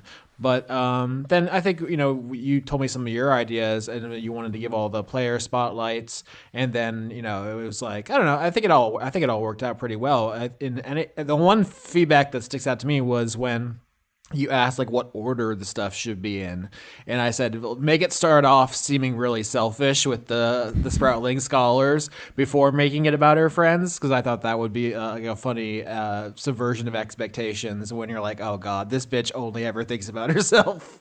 Yeah, she's so, like, her vibe check's gonna be just us going through all of her fucking books, isn't it? I really liked the contrast between like the stupid ass fucking scholar Sproutling thing and then like the books about like the people like that Hylia like cared for, because like I said, it shows like an interesting like facet of her character that like not only she's not only like paying attention to people, but it does genuinely come across like she understands what she's getting from these observations. Yeah, I wanted to tie it back because that was like their original idea for the characters. Like, she's a writer here to do biographies, and I kind of got lost when she became a religious maniac. But I mean, that really was the idea for the character. So I wanted to bring it back around, and also I think to show that despite the fact that she's very selfish, literally to her last scene, I was having her be rude to boys for reasons I can't quite articulate. But was like, yeah, she does kind of suck, but she does kind of care. She is a land of contrast, as we've already said, Never forget Gummy Bear Gulch. Never no forget. Notes. Never forgive. Yeah, so I think that's going to lead me to asking, I guess, probably one of the more fun questions. What was everyone's favorite vibe check of the season? That was like the conceit of this season. We did sort of every arc had at least one in it. So like, was there any favorites? What were your standouts? Like, what did people dig? ACH, and you're going to have to read the things you didn't read on the episode. You promised that during recording. You have to tell us. Did I? Yeah. Hold on. Let me get to that. Also ACH. Let me think. There was Dumas, Pafo Slater, ACH, Raiso, Stranger, and then Hylia. I think that conceptually, I would also have to say ACH was really interesting, but I think like I also really liked This is interesting. ACH is like right in the middle, and then the other two vibe checks I remember really liking were Dumas at the very start and then Hailey at the very end. I did really like that Gotch was just such a nothing shitbag for Stranger to have grown out. Just nothing from like there's the mystery of like who did he come Stranger grow out of to make him this way, and it's just some fucking loser. It's just some fucking loser. He didn't even give us Ryan an item, Johnson, right? Ryan Johnson was right. Ray's parents should have been fucking nobodies. like conceptually was like, okay, what is the person behind Stranger? Like, I can't introduce something. So the most interesting answer is like, what if they're somebody who just sucks ass, but you could find Harvest is like made from somebody who's worth bringing back? Because that was the whole thing. Like, you're gonna check Stranger, but Harvest will never allow it. Like, well, what if you get to see it from that? But yeah, there's no value in like making Stranger come from like, oh, you're from Slater's dead clone or some shit like that. There's nothing. Ryan Johnson was right. You should have talked like Foghorn Leghorn the whole time. Yeah. From like my side, I always figured like, you know, Stranger and his brother like grew out of like the same rough area because they were from the same vine. But my take on it was, oh, well, how would this occur? Oh, they probably killed each other. They probably like murdered each other, and the reason that it's like an interesting reversal is that they hated each other, but now they're best friends and brothers, Literally brothers. And Quinn basically did that, only dated so fucking Koch was a worthless piece of shit. Yeah. I was like, how do I make someone who's not like obviously you know how to make like a super villain. I didn't want to do that. Like, it was like, how do you just make someone here like, what a fucking dork ass loser? Like, I can't believe this is who I come from. Like, I think I had him. I was like, I don't obviously want to play into space of like, oh, you know, sexism and transphobia. Those things try not to. But I was like, how do I try to get across the idea that he is just very dismissive of people in the same way that someone who would refer to someone as a broad would be? I mean, I actually said this in the episode, but interestingly, I think the character had more to do with Killings as like a corporate drone, and it was like more reflection there than for Stranger, which is also a fun kind of swerve, because sometimes when you do like a backstory episode, I'm doing finger quotes you can't see, but it's like, okay, everyone else shut up, this is Dan's episode, and it can be like, Dan has main character syndrome or whatever, but I thought that it kind of gave Killings an in to also be involved in something otherwise she would not give even a little bit of a shit about. Well, she doesn't care about her best friend Stranger? Here's the thing, she does, but in her own way. You know, I think both at the end, I mean, not even just at the end, honestly, I think you sent me a message pretty early on where you're like, I think Stranger actually likes Killings way more than I thought she was going to, because of like pragmatism. Like, they both were like, yeah, sometimes you gotta kill a bitch, you know? Yeah, it's that thing of like, I've said it a few times. Stranger likes Lillian. Stranger thinks Fair is a good person and could enjoy being around Lillian, but the nature of who they are as people means that they absolutely don't necessarily work well together at any time you have to like make a decision on how things function. Yeah. Whereas Miss Killings, she's a pragmatic and will cut a bitch, so that works together pretty well. We famously support women's wrongs here. We do support women's wrongs. That's what we do? I've been wronging women. Oh no. Dan. Yeah, do you want me to read this, or you want me to just note that all the dialogue for the ACH thing is available in my notes document that I imagine will be released kind of alongside these postmortems? I don't know what's better than me just reading off to you what I have written in my notes here. Yeah, I think that might be more interesting to read at your own pace than for us all to hear you sit and like snap our fingers as you do a dramatic reading. Yeah, I if they're going to be in your notes, then that's fine. I'm happy to read that later. Yep. I have the whole dialogue tree that you can basically read down. I wish I had done a little bit more. One concept I didn't do with that is I would have loved to have played more with the idea of like not just the dialogue changing between perspectives, but like what was happening. Like maybe if you switch a perspective, there's a fight happening, and you're like, "Ooh, I kind of want to hear more about this, but this fight's gonna fuck us up," like that kind of thing. Like maybe I should have played in there a little bit, but design wise, vibe checks were very fun, but also very challenging to create because there's a lot of considerations that have to go into it. Like from the very ground up of like conceptually, what is this vibe check about? What is going to be mechanically interesting about it? What is like sort of the flavor of it? You know, it was kind of noted early on that Dumas' vibe check had this whole element of like a Silent Hill to it. And you know, in my mind, the changey perspective one kind of felt like some of those puzzle games. I don't know, I can't remember if it's Fez or whatever the one was, but where you turn buildings, and you have to shift your perspective to ultimately kind of like see things. Like these were all concepts that had to kind of like be informed, and I wanted each one to feel a little bit different from the last. Like some of them were structured in like a hallway kind of scenario where you kind of almost like a theme park ride. You go from one bit of piece of information to the next.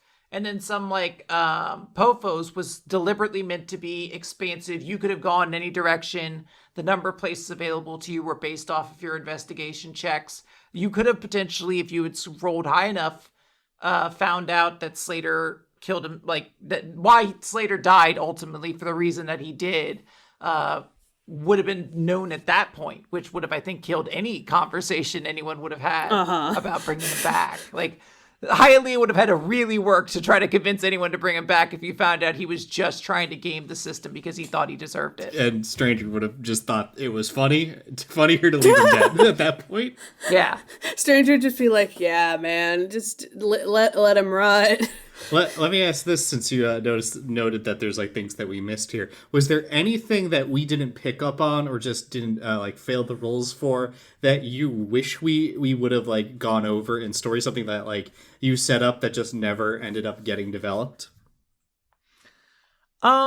I don't think, like, I talked a little bit about that. I was like, I was expecting with Hialeah that I would probably be doing a lot of, like, exploration of, like, communicating with the tree, which was a concept I was very interested to find out. Like, the tree can hear you, and it speaks, but it speaks in these sort of, like, vague, almost, like, conceptual, like, impulses. This very, like, kind of, unique and almost terrifying thing. Like it comforts you, but also it's like trying to process that. We didn't really get to explore too much of that. But I left intentionally a little breadcrumb in every NPC to be like, if people want to know more about this, they can. They have to ask, but like, I also had to like conceptually place every NPC as a potential vibe check from their very creation. Like, there was like a real world where like maybe there's a murder mystery arc and you have to do a vibe check on Mox or something like that. Like every character had to have kind of something in them, at least something that I could build off of.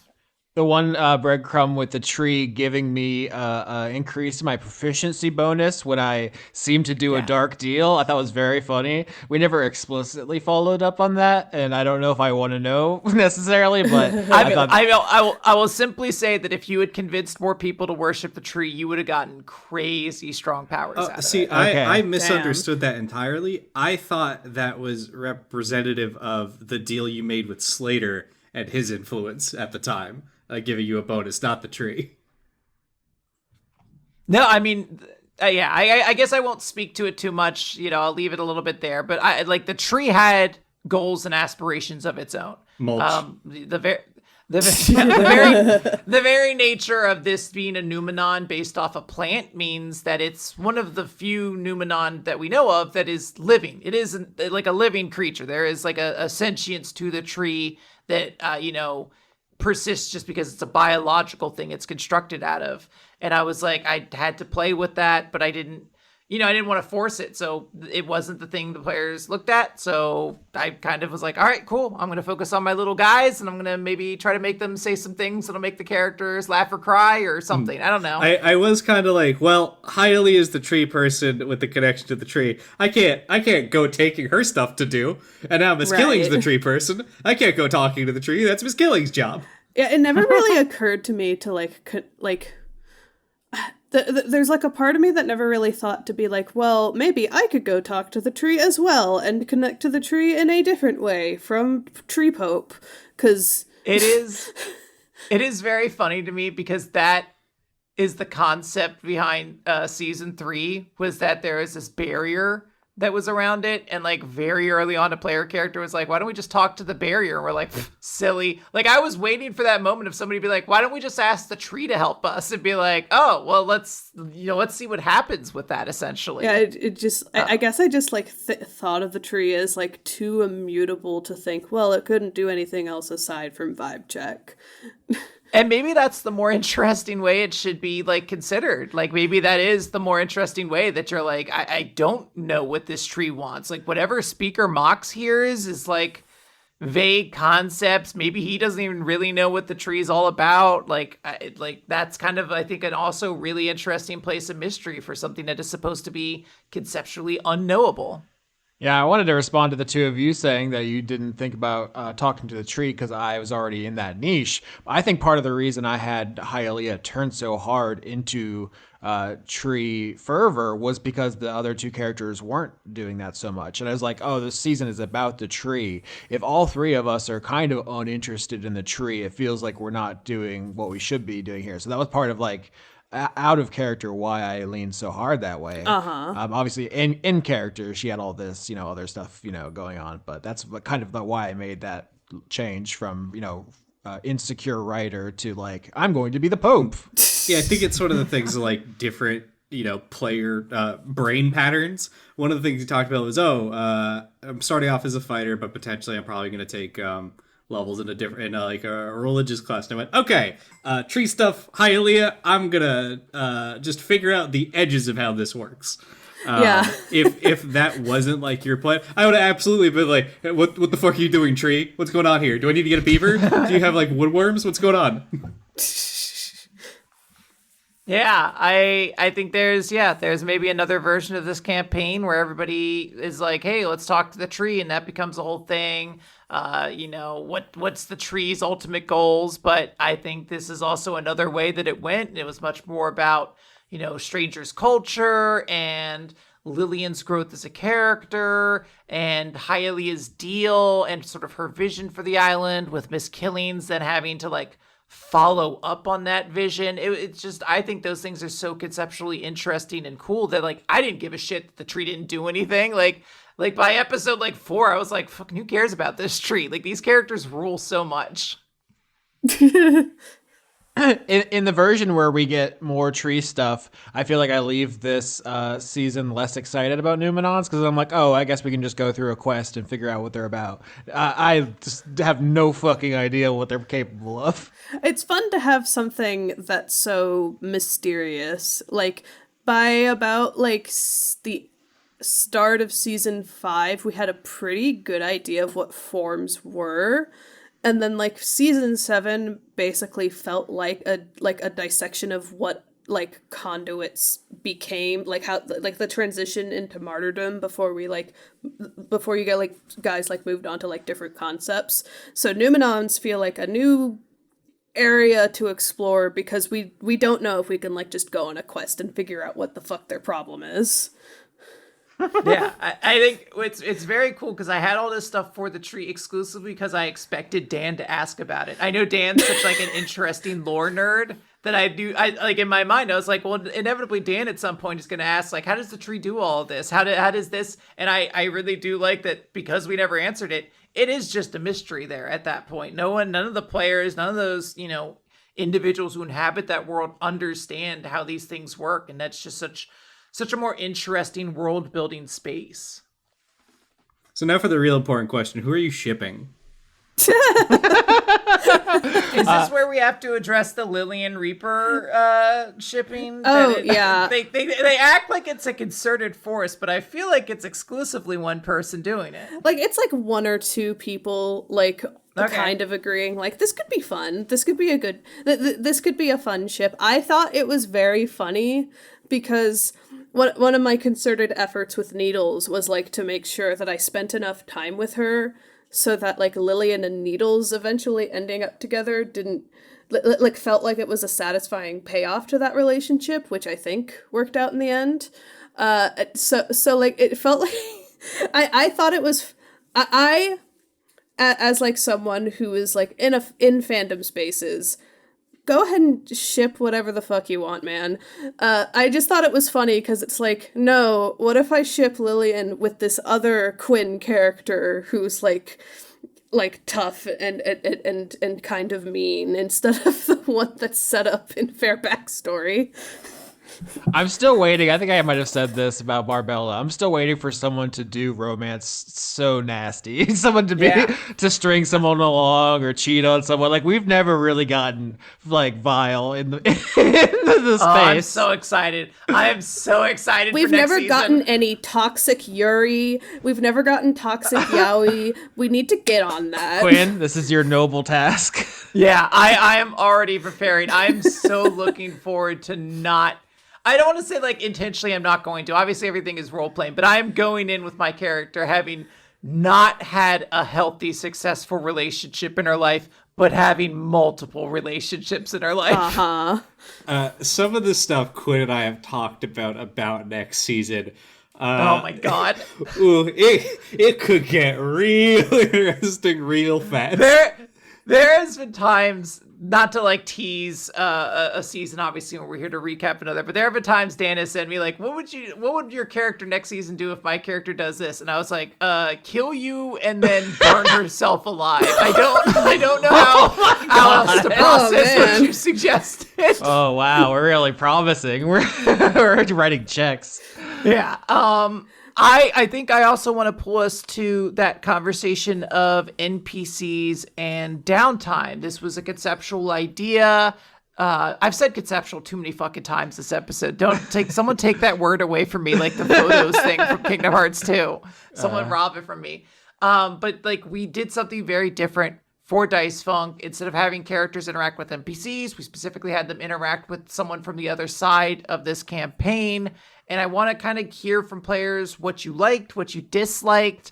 You know, is that something you're like, oh, I hope future, split seasons do that? Or you're like, oh, I want to be able to talk to NPCs and do that stuff more? I liked having the player characters from the different sides interact with each other because I like interacting with characters from media by like making like thematic and like characterful connections between them. So like as these like downtimes progressed, I was like, oh, okay, I'm gonna like put on my like thought pin board that like Lillian and Boyce both have like a thing with like a significant other that like panned out one way or the other.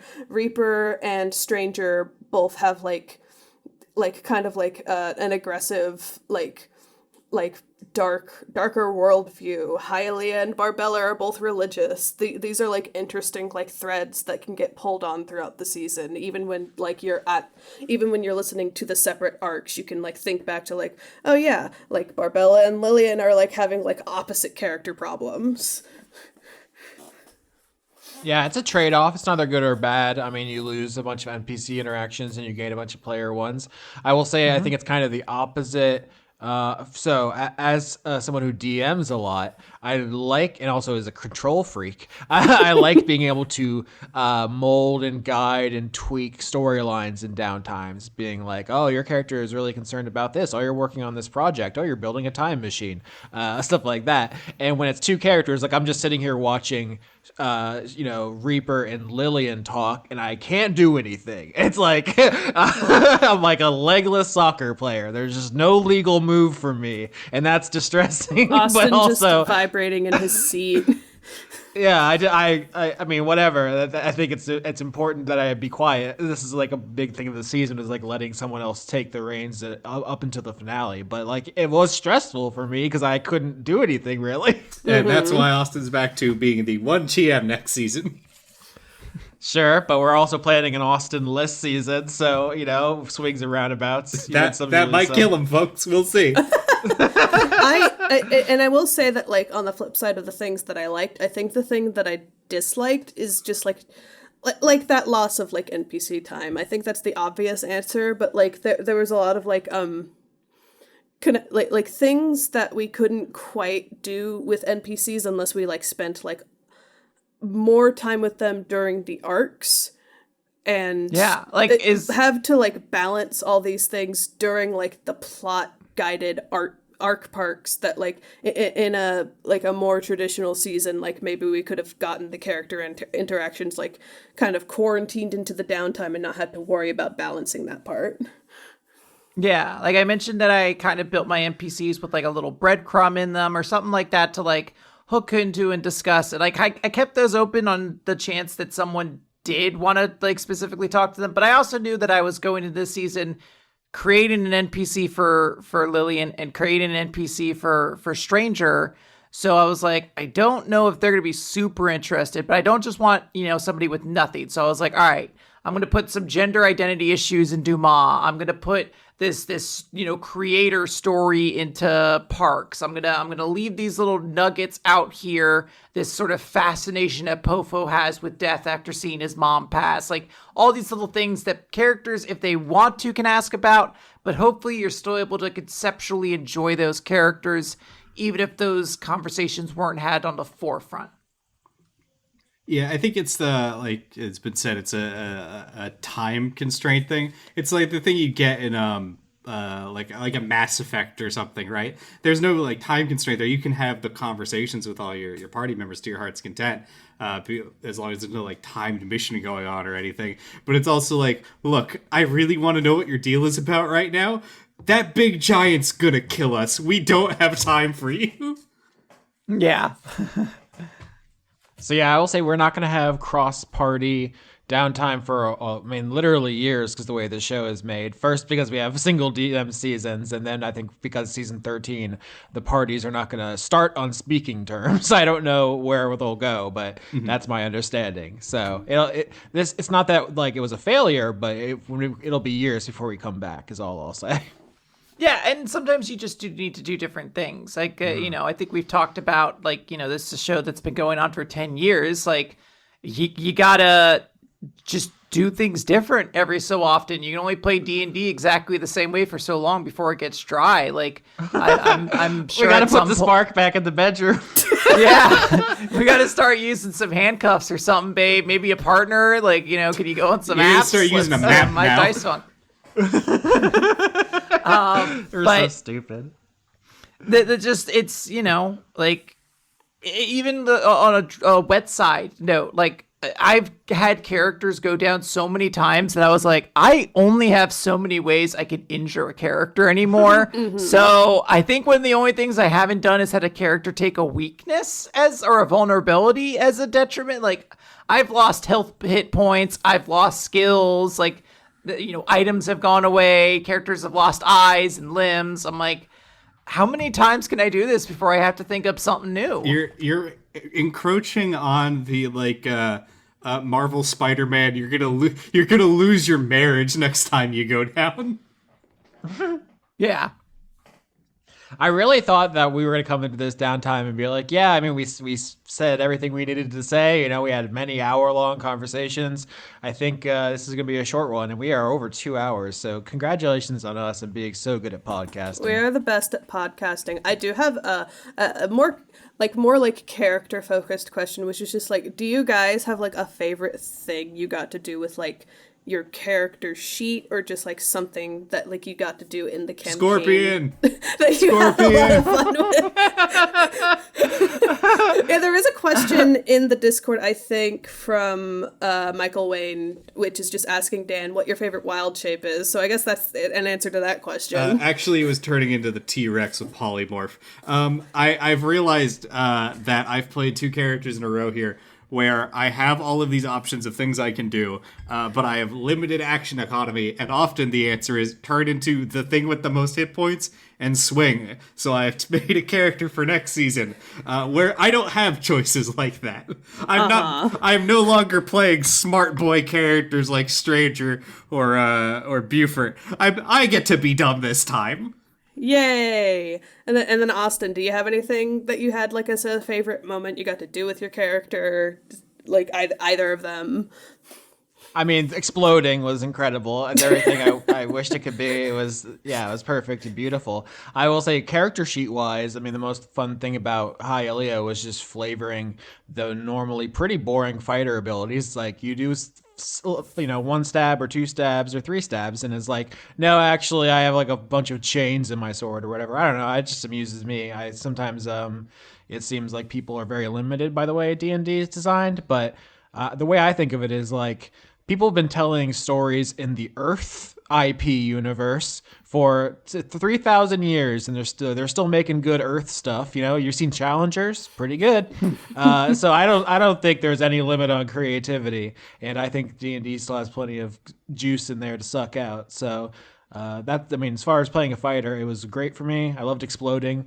Killings, I mean, it was obviously a pretty simple character with Eldritch Blast, which I was just doing just because I was really trying to spend my mental capacity on characterizing her and not using her as combat. But the Tomb of Levistus, I think the last thing I did in that fight against White, where she encased herself in tree roots to survive the hail. I don't know if anybody, because the audience hasn't heard the episode yet, so I don't know if it struck anybody else, but I thought it was a pretty fun image. So I that's kind of stuck with me. Yeah, I thought that was a cool image. And then to answer my own question, I think the most fun I had with like trying to play with the character sheet itself was during the General Reso vibe check, where I was intentionally trying to use all the spell slots that I possibly could to try to do the most damage and active things that I could, like trying to get myself into the mind space of like, you don't have to like withhold these like spells for like the right opportunity. Use that 5th level spell slot. Fuck it. Yeah, I mean that's there's always a challenge as a DM of like, how do I get players to burn their resources in a way that's meaningful? Like I think any of us who have come from video games know you're like that concept's like, well, what if I just hoarded everything? What if I did nothing cool until the very end, and then I've gotten so used to just doing nothing that I don't even take advantage of all the cool things I have. Like how many games I've ended with like giant buff potion stacks that I've just been like, who has time to figure out items, It's so easy to hoard things. I'm definitely going to design a dungeon that if you finish it with, spell slots and items, they explode and you take a bunch of damage. Can I be honest about Stranger for a moment? I think I just like saying weird shit. I think I just enjoy saying weird things, and he let me do that. That's all I really needed from the character. Yeah, I did love a lot of the weird shit that Stranger said. I think that Stranger was a very fun weirdo.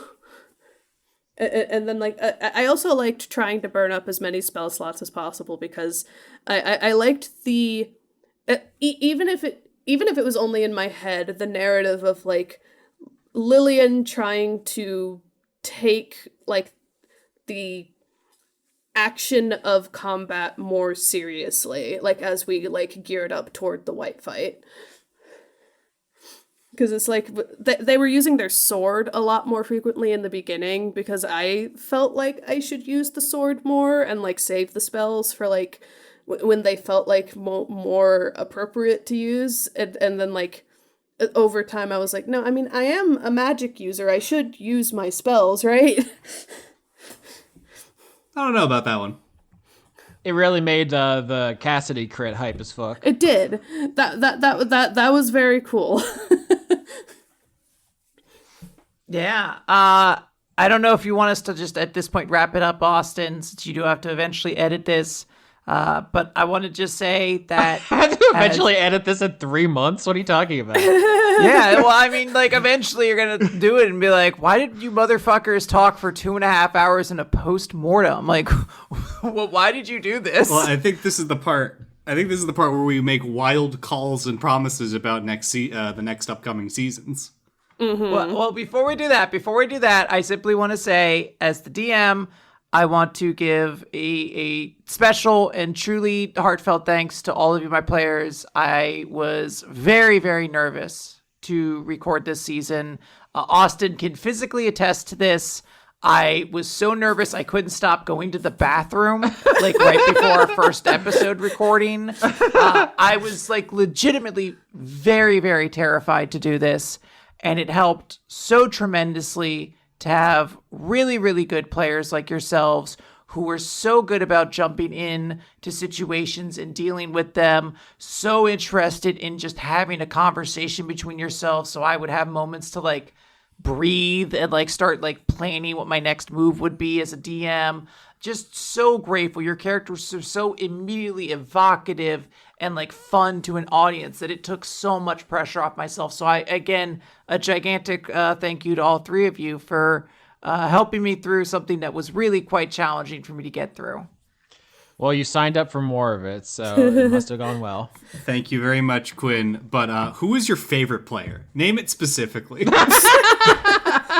Sketch. All right. Sliding you a crisp $20 bill. Wait, hold on. This doesn't actually benefit me. Who cares? Taking my $20 bill back. Who gave you a 20? Just, I mentioned before that I think Quinn is a great DM, but I'd like to say again, thank you so much, Quinn, for being a great DM, Dan for being so helpful in like the last leg of the campaign, helping me like figure out the things that I wanted to do with my character, and Austin for giving me the opportunity in the first place to be on this show. I'm very grateful for the opportunity. And I'd like to thank myself and Jesus Christ. No one else. It was just the two of us. He carried me when I could not walk. This is, as we all know, is a Catholic podcast, and we're all happy to spread the light and love of Jesus Christ. Our God is an awesome God. Our God is an awesome God. He reigns. What a fucking twist.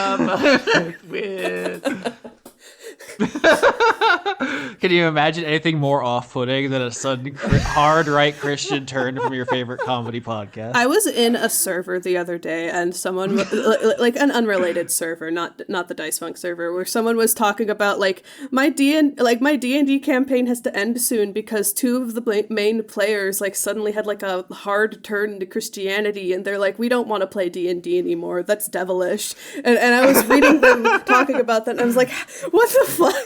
How do you like? How does that happen? It is bananas to me that there is anyone who can read D&D as satanic anymore. Like, it's such a fucking like dumb shit concept. Like, once you watch one person play D&D, you're like, oh no, this is just the nerdiest shit in the world. Like, there's no evil in this. There's a lot of cringe maybe, but there's no evil in this. D&D is clearly satanic. They have made tieflings one of the main face races, and it is a sign of the inherent taint in our society. There's a lot of taint and tieflings. Yeah. Yes, Damn it! I was gonna say that. Taint and Tieflings, the next edition of Dungeons and Dragons, coming to a store near you. Holy shit. Everyone always has to like come up with the fake Dungeons and Dragons for their universe because it's an IP, so it's always has to be like Monsters and Madness, Taints and Tieflings. I don't know where it shows up, but I hope like a Simpsons episode or something like that. They're like, Bart, what are you playing? He's like, ay caramba, Taints and Tieflings all day, ma'am. Is he still Karumba-ing in 2024? I have no idea. The last time I heard Simpsons, I was like, Oh, they're all old. I was like, this like doesn't even sound like the same show anymore. I've heard like Marge and like Mr. Burns' voice in like recent seasons, and like I hope that the voice actors are like getting paid well and having a good enough time. The age does. They're doing great. Just fine. They're famously doing amazing. They just sound so old, and I just can't help but be like, oh, they sound tired. Well, I think Mr. Burns died and got replaced, didn't he? No. None of the original cast has died, except like people Some who had, side like, one character role. roles have died, but they famously don't get replaced very often. There's like a core 6 character, actors basically for Simpsons, and those 6 are still all alive to my knowledge. Not for long. Pivoting into a Simpsons podcast. Let's all turn into a Simpsons podcast right now. I've been meaning to do a queer reading analysis of all 36 seasons. Come with me. I would love to DM a Simpsons season, Austin. This is the part where we tease the future, right? So I guess this is time to reveal. I will be DMing the Simpsons season. It's set in Springfield. It's way hornier than you might think. Oh, yeah. It starts with Marge fucking Goku. Oh, shit. Yeah. Big get. I'm pretty excited about this. I'm pretty pumped. This is an actual tease that can be done because I did recently back a Kickstarter for a RPG that is meant to play like Looney Tunes style, Who Framed Roger Rabbit style characters and adventures. Do they have rules for when your characters have sex with Goku? There's literally hold on. I'm gonna just take a picture. No, that shouldn't have been a question you have to have additional context for. You should have been able to answer that one. Kinda, yeah. Oh no. Jesus Christ. Yeah, do we have anything we actually want to tease for future seasons? If I can say, I do want to tease, like, you know how, like, Gladys was, like, a very, like, altruistic character, and Lillian was, like, a very, like, naive and optimistic character. Throw all that out the window. Like, in about 2 seasons from now, expect season 13 for Sarah to attempt entering her bitch era with her next character. Hell yeah. I try to think of the most un-Sarah character. You just talk over everybody. You shout down everyone's ideas. You're just like a blood-drinking psychopath, serial killer. Like, how far do you think you could push it? I want to, like, the energy that I'm going to at least start off with, I want you to Google a picture of a goose and look at their teeth. I want that to be the image you hold in your mind. That's powerful. Dan has appeared to have linked us some kind of cartoon sex hotel. Yeah, that's the game you're gonna be playing. You said you wanted to fuck Goku. All right. Amazing. Well, that's season 14, everybody. Stay tuned for that. It's going to be a good time. Yeah, that's the only thing I got to tease, I guess. I've already talked enough about season 13. It's nothing more to say. This is gonna be fucking pumpkins and vampires or whatever. Fuck you. Pumpkins and vampires, fuck you.